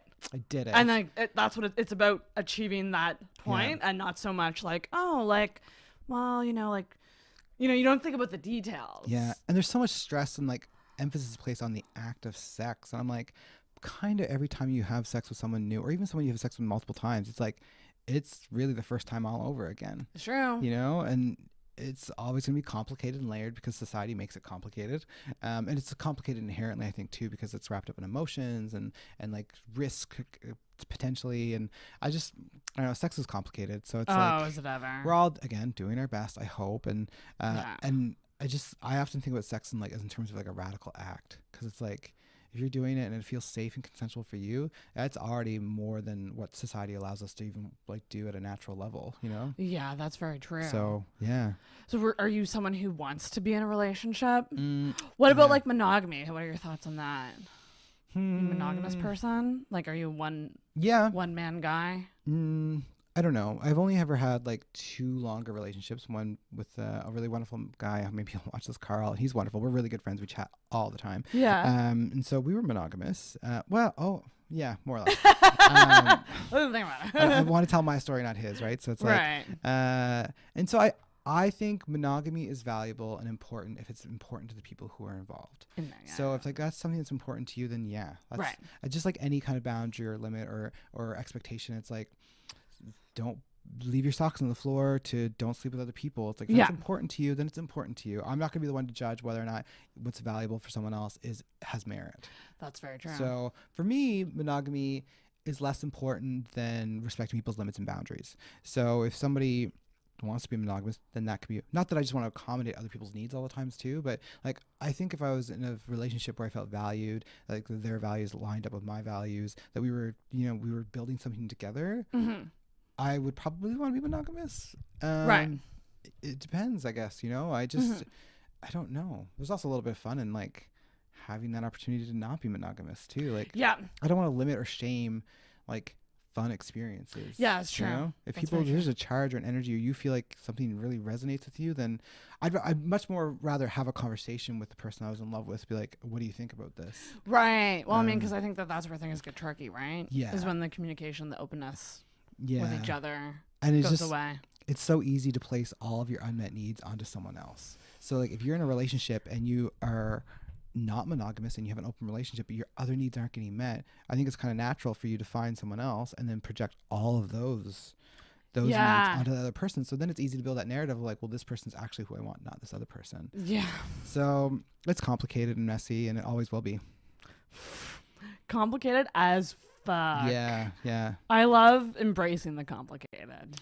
Well, because if you don't, it's like it's the other choice I feel is like ignoring it, and I'm like, I'd rather not do that because it's going to be complicated anyway. Yeah. So. And like that's something like that like I'm struggling with is like I've always wanted a relationship. Yeah. And I put too much on it. So I'm always curious especially when I see people with various projects. I'm like, do you, like I always ask people, I'm like, do you want a relationship? Because that's another thing to add to your busy life that you need to. And I often wonder, I'm like, if I'm choosing to do this crazy thing, could I be in one? Yeah, could I do it? Well, because dating with a podcast is close to impossible, especially with mine, where it is so personal. You're basically the Taylor Swift of Atlantic podcasts. Trouble. Y'all are just too scared to date me because you think I'll talk about you on the podcast. You're chicken. Chicken, cluck, cluck, cluck. But it's true. It is a challenge because whoever I would date would have to accept the fact that I do this weird thing. I talk about my life. I'm very open about it. I talk about personal stuff. Well, and not many people can get down with that. Would you want to date someone who wasn't okay with that? Probably not. Hell no. I think like, I don't know, we're all gonna have things in our lives that compel us, right? So it's like, I've often thought about like, if I'm dating someone and it feels like a burden to be with them, then something might not be right, but it also could be my own internalized anxieties about the situation. And because I've definitely done that before, where I've convinced myself someone wasn't the right choice because there was a bit of friction, but really the friction was internal. And so if I maybe like externalized it or talked about it or looked at it from a different angle, maybe I would have realized that was actually what I did want. I don't like have a concrete example of that, but I don't know who said it to me once, but there's 2 things in life. There's things that push you and there's things that pull you. And sometimes you need to be pushed, like going to the doctor. Sometimes you're not going to be compelled to go to the doctor. It's not going to fulfill your soul's purpose, but sometimes you just know you have to do it. And there's going to be friction, and so you're pushed to do it. But often, like a podcast or things that you find exciting, they're going to pull you. Right. And so if I'm in a relationship, sometimes you're going to be pushed because it's not easy. And I'm no expert in relationships. I've only had a couple. But also, like, I really want to focus on that pull feeling. And it doesn't have to be love, doesn't have to be infatuation, but I want to feel pulled, like compelled to do something. I want to find reasons to like, I have an essay to write. Well, I'll just do it while sitting next to that person. Or I will meet them to do, I don't know, an errand or something. Like that's important to me. I want to feel that. Yeah, and that's the part about it that like really sucks, because I'm like, this time in my life is so exciting. but it's the fact that I don't have anyone to share it with. Yeah, but that bums me out. Well, we're sharing it right now, but I know it's not the same thing. Not the same thing. It's definitely not the same thing. So I do get annoyed when people are like, well, look at all the other great relationships you have. I'm like, thanks, Grandma. I'm like, they ain't going down on me. Yeah, so. yeah. And if they are, that'd be complicated. I get that a lot too. Like, like when you are feeling down, people are like, "You're so loved. Look at how many friends you have." And I'm like, I'm so appreciative of my friends. I'm so appreciative. Doesn't of my have to be one or the supporters. other. But it's that other chunk of my life that I'm craving, that I'm missing. Mm-hmm. That for some reason my focus is going on. And I don't like being a glasses half empty person. Mm-hmm. I don't want to be. That's why I want to go to therapy, because I don't want to focus so much on the missing chunk. I'd rather foster these other chunks that are amazing. I'm so grateful for my friends. Yeah. But it's like I often say, I'm not a straight man's demographic. Yeah. Straight guys don't gravitate towards me. Yeah. And unfortunately, I'm fucking attracted to them. So, I mean, Fuck. I will say some straight guys are attracted to me. Oh, really? It's happened, yeah. Yeah, fuck. But Sucks. I just think like it's okay to value that companionship and want that. You know what I mean? But I often think people so often want to reach for the right thing to say. So they'll say things like, well, look at all the other relationships. Like we grow up on Oprah. Oprah always had that nugget of being like, well, don't you see what's beautiful in your life? And we don't get to see how edited those conversations are. But it's it's easy to be poignant and say that bumper sticker. But it's like, life's messy. So like there's often, and like I think you just got to get your ducks in your row as much as you can. Mm-hmm. For me, that's going to be like, okay, I got to attack this mental health thing. And maybe if my mental health gets sorted out, maybe then I won't be focusing so much on the missing. But maybe you also will. But maybe your perspective on it will change. Maybe my perspective. Yeah. You know, it doesn't have to be an that's outcome. It has to be, for me, it's a process. It's like, I'm never going to be figured out. I'm never going to be finished. I'm never going to be in the perfect condition for someone to date me. I'm going to be me, whatever version of me, no matter what point in my life I'm in. There'll always be messy. And not because I'm a messy person, but I just think that life is messy. So, like RuPaul says, like, how can you love someone else if you can't love yourself? And I like that, but I also am critical of that because, like, even if you don't like yourself, you still are valuable enough for love. Ooh, thank you. That's a you big deserve one. love, no matter the love you like yourself thing is like people treat it very like, oh, like you have insecurities, you must not love yourself. It's like, no. I feel like when people say that, that's especially not the case. when people say that in the media or if like they have power, they usually have something to gain from you feeling that way. Like, buy my product, do this thing, do whatever, you know, like that's what I'm like, so I'm always critical of that. Yeah. And then it becomes like commodified in a way that it becomes like common language. So people say, well, you don't love yourself enough. And I'm like, I love myself enough because I'm here. You know? And to truly love yourself, I think, is to actually admit that you're not perfect, admit that you have insecurities, and still go about life in a certain way where you're dealing with those, or you're choosing not to, maybe at the time for whatever reason. But like, no one's gonna be 100% in love with themselves. No, it's ever. I mean, if they are, they're probably delusional. Yeah. You know? Yeah. Because you were bombarded by messages all day long that tell us that we're not perfect and we're not supposed to be perfect. And I had to face it at a really young age because I grew up fat, queer, and had like big brown scars all over my face. So like from a young age, I knew I was never going to be perfect. And I always used to have visions of like zipping this body off and stepping out as someone more perfect and whole. And I would only take pictures from this side of my face. You know, I never took my shirt off. You know, in the summer I'd wear a winter jacket because I was so ashamed of my body. Are you familiar with Shane Dawson? Yeah, I'm looking at the book over there. It gets worse. I've only recently gotten familiar with him because I watched his videos with Jeffree Star. You can totally borrow those books I'm gonna have if you to want. Because they're really, really good. And like they're little short stories about his life because he was overweight.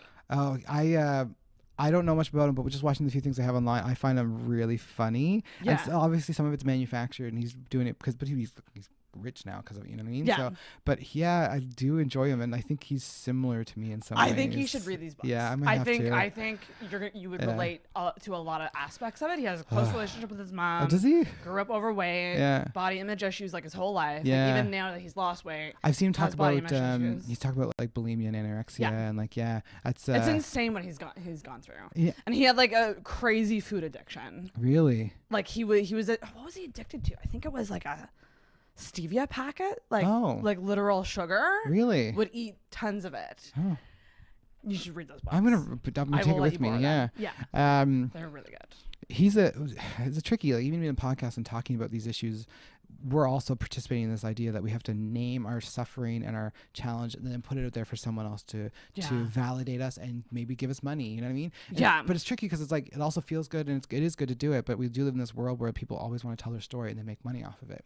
And I think it's always going to be that's always going to be a positive thing to put your story out there and share because people can resonate with it. But also it's like, none of us are experts. My context is different than your context. So true. So it's like, I'm always critical.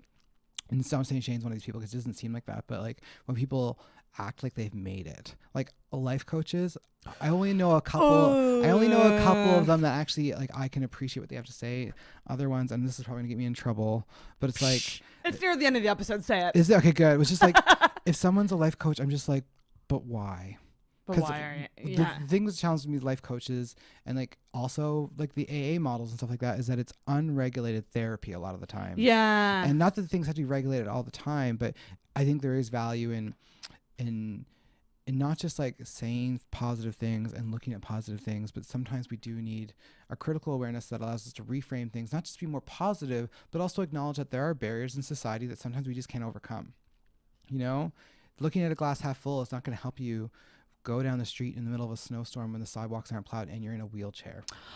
Can we fucking talk about that for a second here? I will never not want to talk about that. For anyone who's not from... Even your parking lot, just coming in here today, I was like, what the hell? It is. Okay, so we're in Halifax. If you don't know already, you probably do. Yeah. It's been snowing like crazy. And the sidewalks are just completely disregarded. Oh. And I was on the bus... We've had 2 snowstorms, too. It's like, it's embarrassing. It is. And it's so...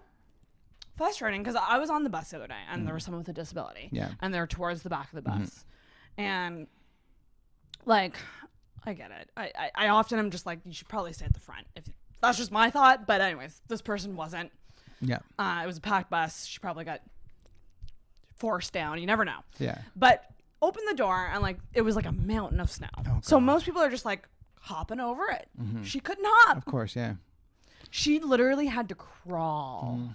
So, and there's no dignity in that, right? Over the snowbank. That's embarrassing. And the bus driver, like, actually started going ahead before she was even out the door. That's terrifying. And everyone's like, stay stopped, please. Like, someone needs to get off.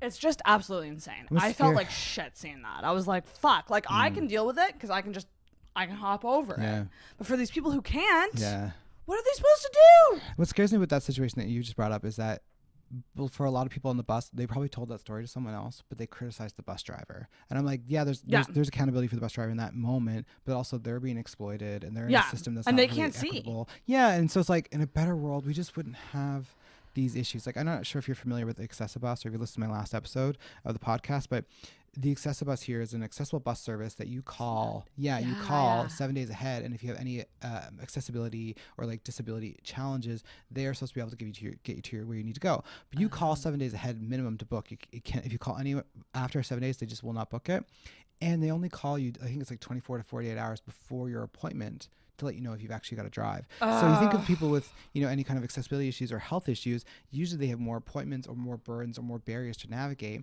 So not only do they need more support, but this accessible service actually provides more administrative and logistical barriers for them. Oh, man. Even though it's being framed by the province or the city as being like this great service for accessibility, it actually makes their lives harder. And so a lot of people don't use it. They just rely on their networks and their friends and their family if they have that opportunity. And then some people don't have that. So they're just sort of pushed to this fringe of the society where they're supposed to be grateful for that bare minimum that they get, which is so frustrating to me. God damn. It's just a big mess. It's a big mess. And it's really, really freaking sucks. And people are like... It sucks so hard. I hate when people are like, but we're in Canada. We should get used to the winter. And I'm like, okay, cool. Like, I had someone on my Facebook the other day be like, oh, but like, I was in Fernie and everyone there just uses yak tracks and they just love it. And I was like, okay, tell that to someone in a wheelchair who has to push a stroller. It's like, yes, that's true. We should all adapt a little bit and like we can all do better and embrace the fact we're in winter, but we can also rely on society to take care of those who need it most. Yeah. We should be able to rely on society. Yeah, because they're totally disregarding anyone with disabilities and pedestrians. And it's a human rights issue. Yeah. It's freaking dangerous. And the thing that I will say to anyone who listens is that we're able-bodied now, but only for a short period of time. Because who never knows? It could be happening at a young age, or eventually, if you're privileged enough to live to an old age, you will be in a wheelchair. Yeah, at some point. That's just it, So and you might not have people to drive you around. Yep. You might have to rely on transport, like transit, like. Yeah. I dread the day that the bus has to lower for me. I always think about that. I'm like, well, it's hard because like we internalize that because that makes us feel like, oh, it's gonna be so bad. Like people will say, if this ever happened to me, I'd kill myself. Right. And I'm like, and it's a problematic statement, but I understand why people say it because we live in a society that's inequitable. So there are so many barriers. So like people say that because they don't know what the context is actually like if they get to that space. So it's easy when you're able-bodied to just be like, this is a statement I'm going to make about how I see the world, but it's reflective of how the world is. It's harder to be disabled. Yep.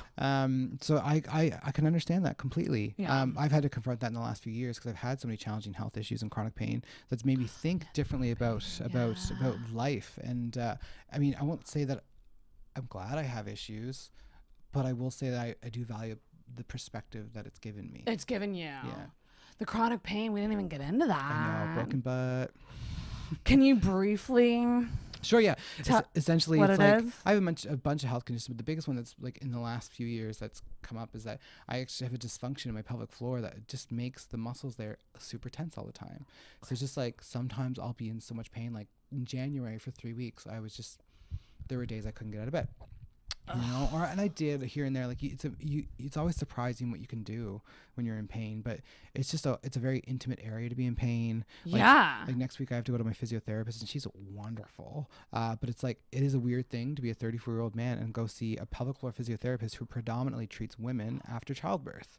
Is that That's their specialty. a common thing too, probably? For women who have children, it's very common to lose sensation on one side of their, of their anatomy and their genitalia, and then or have troubles with like peeing and they pee too much, and so pelvic floor physiotherapists are magicians. Wow. One, because they're working with people in really intimate areas. Yeah. Two, they're warm, compassionate people. Like the first time I went, I cried.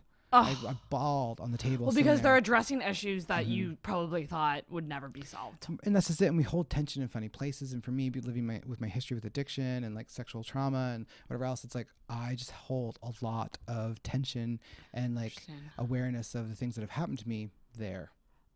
So it's it was hard. So, but it's also it's a journey. I'm actually going. I love that I'm getting to say this on a podcast. I got referred to a doctor in the Valley for butt Botox. Butt Botox. I know. And I've heard. Would that help? Apparently, it's the success rates for that are really, really good. Well, I mean, because Botox helps migraines too. Apparently, it's used for sweating, all kinds of things. And so I've heard that the amounts of the bottle they use, that comes in the ampule or whatever. It's a amount. They only have to use a fraction of it. And I want to be while we're here, just if you want to Yeah, really though. I got one wrinkle. Yeah, just hit it. Just zapper. And I don't know. I'm going for a consult, and thankfully it's covered by MSI from as far as my. That's bitchin'. Yeah, so I'm really excited. But it's just the other joke that I tell all the time is that I've shown my butt to so many people in white jackets. I'm terrified to go to the dentist. What if I ask her to fill the wrong cavity? You know what I mean? It's just go to the pharmacist to get a flu shot. I'm just taking off my pants. Sir, you don't need to do that. Don't I? My God. So it's just, but also again, because I was so insecure with my body, after going to my wonderful physiotherapist at Erica Berger Physiotherapy in Cole Harbor, look them up if you have any issues. I've just actually become so much more comfortable with my body. The thought of being naked in front of other people doesn't terrify me in the way it used to. So it's I went to the pool the other day with my friends and didn't even think about it. I'll just wear my trunks and go. For you. Yeah, it's one of those things where I never consciously I'm gonna look at my body in a really positive way, but it's just somehow happened. I was gonna ask you about that because I mean you do photography and you work with people portraits and you did my photos. Yeah. You worked with me there was areas stomach stuff. Of course, that's true for anyone. There's what's it like working with someone in that process where you're doing something creative, you're doing something for them, you want them to be happy, but you're obviously seeing that they're insecure about certain things. Yeah. What's that? Is that hard for you? To be working with people's insecurities like that? It's hard. I just gotta say, you did amazing. Thank you. And the whole experience for me was a little daunting because it was facing, because I'm someone who's not used to being photographed. Yeah. So it was my first time doing it. And you look like a babe in those photos. But that's because of you, because you knew ways to pose me that looked good. And even in the moment where I was this feels weird, you were just trust me. And they looked amazing. Yeah. And there was pictures in there that I'm no. Of course. But that's gonna happen. Yeah. But like it's an empowering thing to be like, address these insecurities and learn how to tell people to pose in ways that make them look good. Now that said, like, you know, that ain't gonna shed the weight, and I gotta do the work to shed the weight for myself, and I gotta work on being more comfortable day to day. Which is a 2-step thing. It's like you can lose weight, but you can also get more comfortable with your body, and they can happen at the same time. Exactly. Photographing people, it can be hard because, like, specifically women, I think, because it's just a lot harder to be a woman with body issues in this world than it is for most people. I think it's a challenge for Thanks everyone. for acknowledging that. Oh my gosh. I am one to say, like, it happens to everybody, but I do think it's slightly more on us. I've worked with some of the most beautiful people I've ever met. Just drop dead gorgeous. Still as insecure as you might sound that you know, have been in that moment. It's hard. I mean, there are a couple things that you can do, like biomechanically, like you stand a certain way, your chin goes this way. That, like, especially if it's just headshots, like the whole turtle method, like you bend forward, your head's up. Yeah, the double chin thing. Yeah, which I feel like those tricks work. Well, you see like, a lot of girls do selfies and they're like way up here. It's Yeah. essentially the same thing, but it's like just putting it this way and you're just pushing yourself forward. So that it's kind of the same idea. Yeah. Again, it's like you take 400 photos. That's a lot of photos to take. But like, say you take 200, there's 20 that are gonna be good. There's gonna be 10 that'll be great. But it is like one thing I think I'm really good at is like holding spaces for conversations like this. No, technically you're holding the space right now, but like I do think that my lived experiences allow me to have conversations with people about sensitive, intimate issues and help them come to a different side. I might be tooting my own horn here, but like I've definitely had photo sessions with plenty of people who are very insecure, and much like stuff, we're still happy at the end, and that's, you can't ask for much more than that. And that's exactly what happened to me, because I watched all that photo shoot going, oh God, like this isn't gonna be good. I don't know how good these are gonna look. And like there were some shots in there that I'm like, yes, it's such an empowering feeling. Like, and it's okay that there's bad ones with any beautiful person. There's gonna be bad pictures. Oh my gosh, absolutely. You know, no matter how photogenic you think you are. That's a but it is a weird thing, because for me it's always been, I've always loved how I look in the mirror, and then I hate photographs of me. Or like when you're walking down the street and you catch yourself in a reflection, you're like, oh, that's how I look, you know, versus like when you're in the mirror you can kind of like hold yourself a certain way. No, I completely agree. I mean, you're talking to someone, I took pictures from this side of my face only for most of like my adult life, and so like I think I have a better awareness of it because I've had to come to terms with my own body. Ooh, so perhaps that's actually very, very true. It's given me a different sense.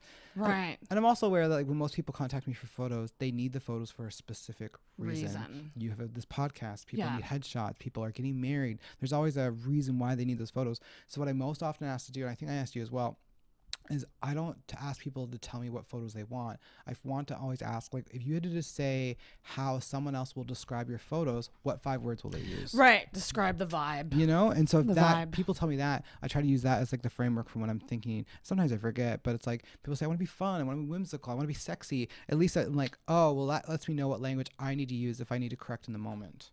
You know, like, oh, you want whimsical? Well, do these photos look whimsical to you? Like, what are you kind of feeling like? But also people trust me to do creative things, so that's good too.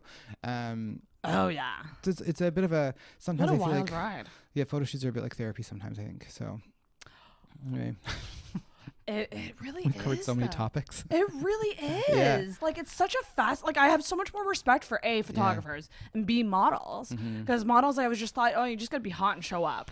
No, oh God, no. You got to be so in tune with, like you said, like tension in the body and like where it is. And they've I learned so much from that shoot with you. They've commodified their whole entire existence, right? So it's like their moneymaker is their body. So like that's a whole nother layer of fucked upness to know that you have to make money with how you look. Like that's just, our world is so weird. But it's like, that's true. We all have to present ourselves a certain way. So we're always in that same struggle. It's just models have it more concentrated, I think. But it's like, we can all be beautiful too, you know? Oh, it's true. There's a really great method called photo voice, which is all about capturing and yourself and your experience through your own narrative. So kind of rebalancing the power. Cause like we're often like told how we're supposed to look, how we're supposed to think, how we're supposed to feel, and photo voice allows you to like build your own narrative using photography. It's really cool. It's used in social work a lot and like in community development, and that's fascinating. It's based on that. It's based on this idea that like we should all have the power to be in control of our own narrative. Oh, so which is a struggle for most people. It is. But let's end it on the plug to end all plugs, which is your podcast. Perfect. Quirky and or Queer. So tell the listeners, I mean, they've been hearing your ad. I know, it's great. I love that ad. So like they might know what it is already. Yeah. But how did you?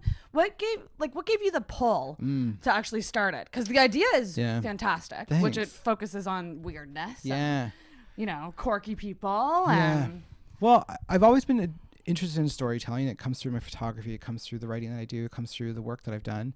And so I've often thought about like, do I want a YouTube series? Do I want to do something like that? And I come back and forth thinking like, oh, what is my fit? Where can I make a difference? And in the fall, things fell apart a bit for me with work and different things. And all of a sudden I was like, well, what do I want to do? What do I want to focus on that's going to bring me a bit more joy, but also relate to social justice? And so all of a sudden I was like, I'm going to do a podcast. And then I just started talking about it a lot.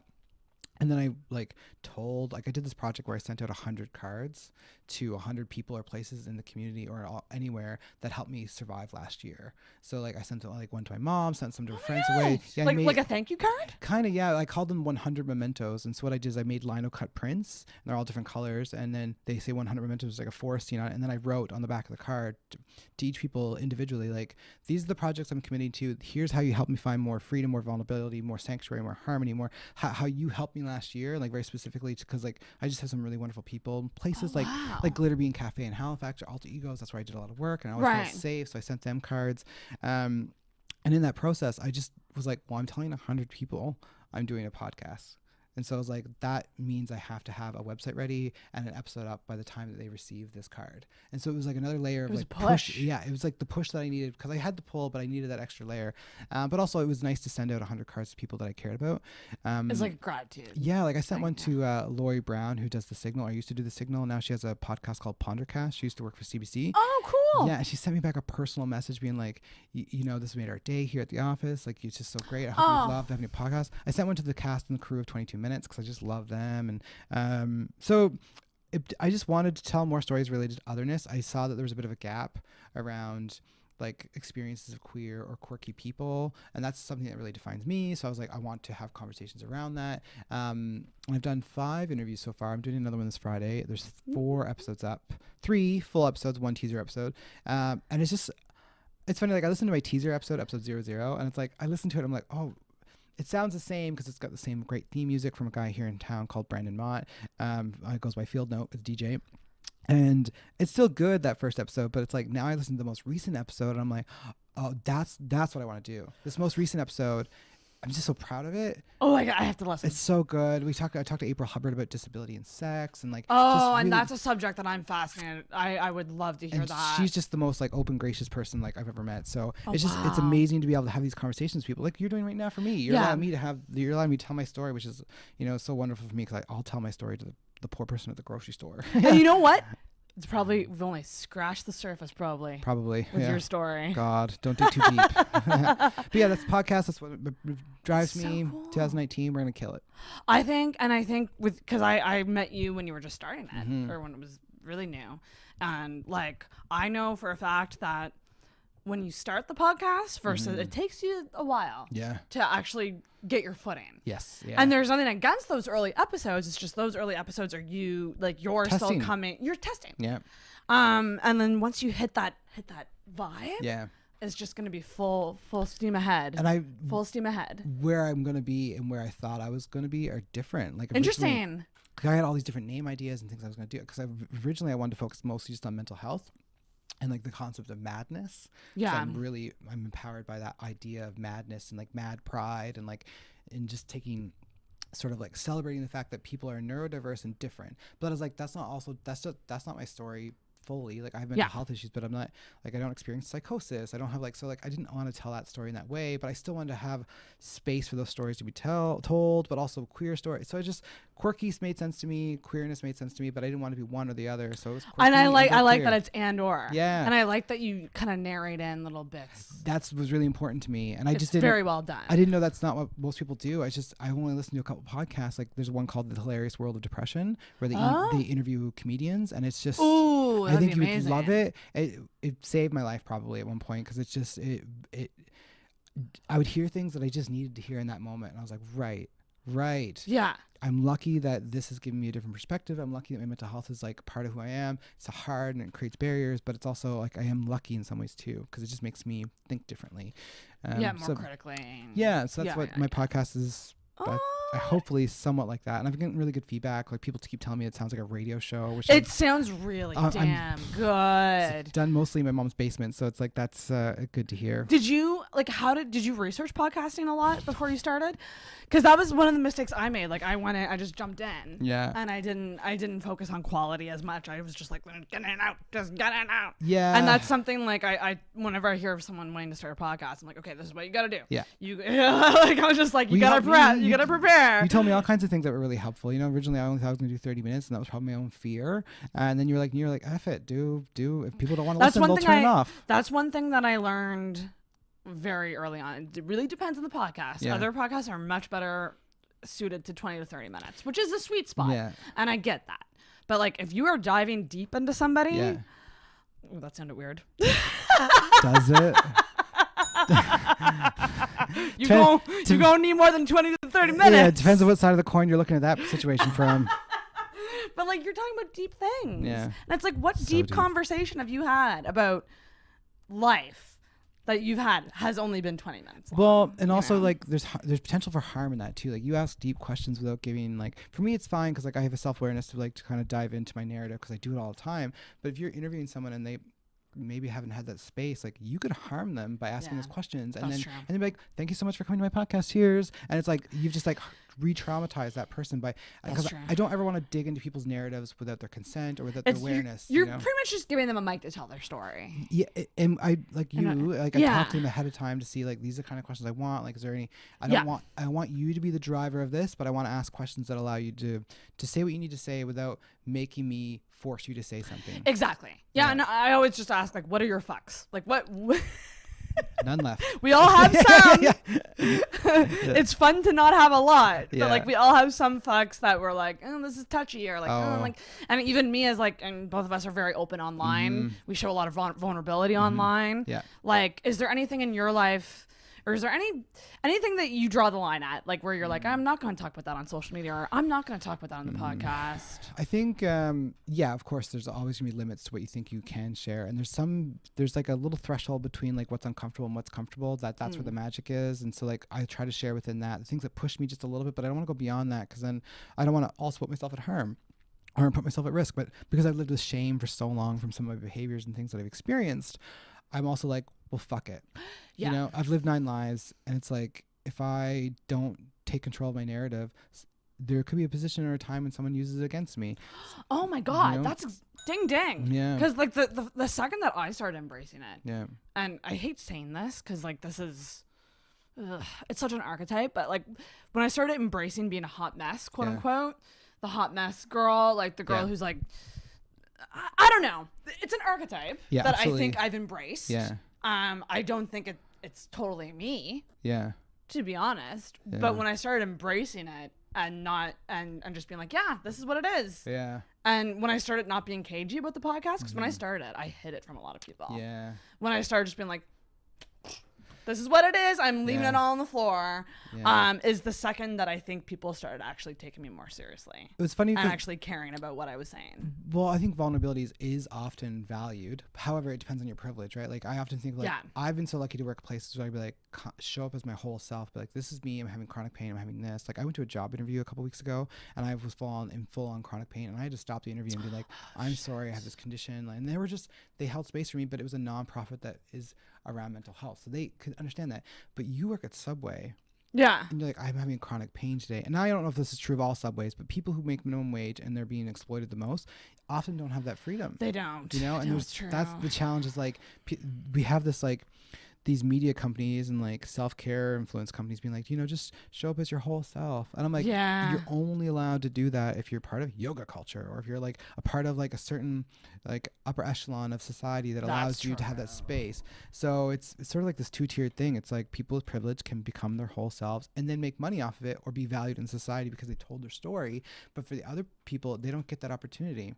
You're totally correct. You know, so it's like, oh my God, the challenge. So true. And so I want to be aware of the fact that I'm being granted this opportunity to tell my story more often than I want to. And I know there's people that don't like it and they think I'm too sherry. That's fine. They're allowed to feel that way. But also it's like, again, like I've been given an opportunity to do it, and I don't want to waste it because it feels good, but also it allows me to be the version of me that I think I need to work towards. Ooh, So. dang. I feel like I'm just talking a bumper sticker. But like, I mean, it helps people too. I've been getting that feedback a lot, that when I share something, it relates to someone else is experiencing. So that's definitely motivated me, and also just feels good. Yeah. But it does relate to the work that I want to do and the kind of life I hope to live, that I'm already living, but like that I would like to continue living more. So making sure everything's aligned with the values that you have. Yeah. And if it's not, then trudging on forward. I'll journal about it and do some tarot cards.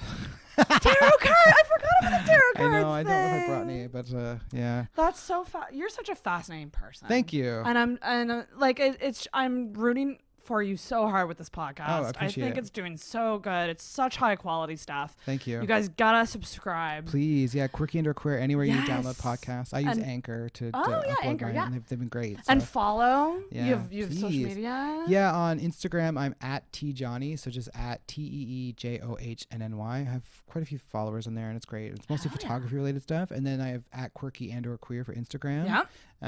Those are my main accounts. Also, I mean, I have a business with Jenny called Elope Halifax. Elope Halifax is so cool. That's the So- coolest thing ever. So please check that out. And I showed the Jenny's video of did the you? whole wedding. the Jack Astors? Yeah, Our last fake night when I marriage? was high with my friends. Did they 'Cause- laugh? Oh yeah. They Okay, loved good. It. They were shocked that like Jack Astors did so good at the wedding.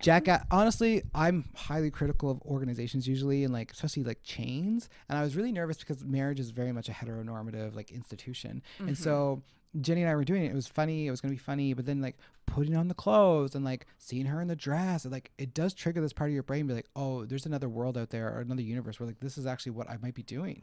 Right? Isn't that bizarre? It's very weird. I can imagine that would be weird. Yeah, my mom had a bit of discomfort with it because like Oh, it really? is this thing, right? Like I don't know if I'll ever get married. And maybe I will, but so I went into Jack Astor's with all this sort of like. It made me think way more. It wasn't just fun. It was like it made me think a lot about what I wanted out of life. And then we get to Jack Astor's, and the server like didn't do 60%, 70%, 80%. She went 130% into it. Like it was so funny.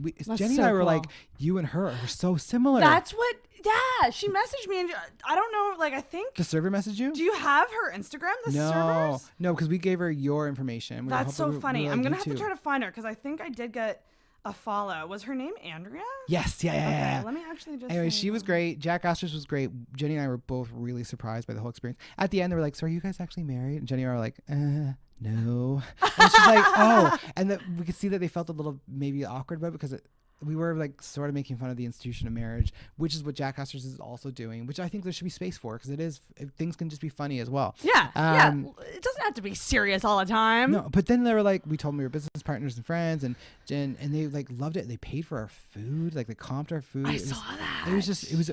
I would highly recommend it. It was really, really wonderful, and it was just it was fun. So. Oh my gosh, so fun. Must be so fun to have like a close friend that you can kind of create things with like that. And she lives like 2 streets away from where I live, so it's just That's so convenient. cool. So we did burger bus yesterday. She's awesome. Yeah. And we share like very similar Moxie's perspectives. So Moxie's great. Definitely check out her Instagram at Jenny Pez and like follow. She has a cult. We started a cult. We started a cult. It's her Moxie podcast. Munchies. Yeah, her and May. So many things going on. What So a many trooper. things. And What her a hard YouTube channel, worker. Moxie Munchies, is so good. So because you've had her on here before. Oh yeah. For mukbangs and stuff. I freaking love it's just so cool to make friends with people who are doing similar things because I found my people. Yeah. And I love that, and I'm so grateful for it, and so grateful for like you're like doing the pictures for me, like working with someone that I was so comfortable with. It's just so nice. No, I've had a great time, and I feel the same way. Like this year is already so much better than last year, and I just think like, just foot forward, creative and compassion. Like just drive with those, and it'll just hopefully lead you to places and to people that mirror what you want out of life. Exactly. Yeah, so. Exactly. Find your community. Yeah. It's so important. And if you don't, steal someone else's. But on that note, Tyler T. Johnny. Yeah. Thank you so much for coming Oh God, my on. pleasure. Thank you so much for having me. Thanks so much for like taking time out of. I know you're busy with stuff. I'm off to improv now. I appreciate. Oh my God. Plug that. Yeah, we have 2 shows. But by the time this comes out, it might be. It'll be Friday. So we have more shows Hello coming City, out. right? So I'm not with Hello City, but we're doing a show with Hello City. Okay. I'm part of the Improv Conservatory through Neptune. Ooh. Yeah, so we're doing the open stages at Carleton tomorrow, and then we're doing Hello City on Tuesday. And like I love improv. I've been doing comedy improv for a while, but it's like this is the first time I've done it like consistently as a practice. So it's exciting. It's also nerve wracking, but it's like I do enjoy it. It's a part of the greater like be whimsical, be weird, embrace it. And dip your toe in. Yeah, totally. You don't have to. Yeah. Don't have to be perfect. You can just show up and it can be its own thing. And this guy's also comedic as fuck. Add that to the list. You got so like you're really a jack of all trades. You know I'm that, right? greedy. Like you really have like multiple hats. Yeah, too many. Like if I were to draw a picture of you, it would just be hats on top of hats on top of hats. Which is hard because I have a really big head, so finding hats that fit is just so challenging. Oh my god, so funny. Yeah. But thanks so much for coming Thank you so on. much. Yeah. And like, let's cheers our coffees. Cheers. And you need to end the episode with a bell ring. Ring that bell. Good. Ring the bell. Ring the bell. Ooh, also a singer.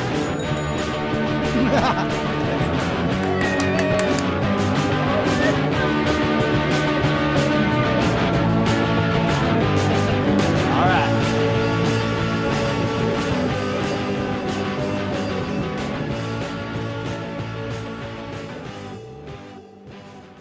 Hey there, guys. It's Mark Adam from the Parenting Podcast. Join me and my co-host, Katie G, every week for a brand new episode. We talk about parenthood and kids. We talk about it from every single angle. We talk about the lows, the highs, the laughs, and the cries.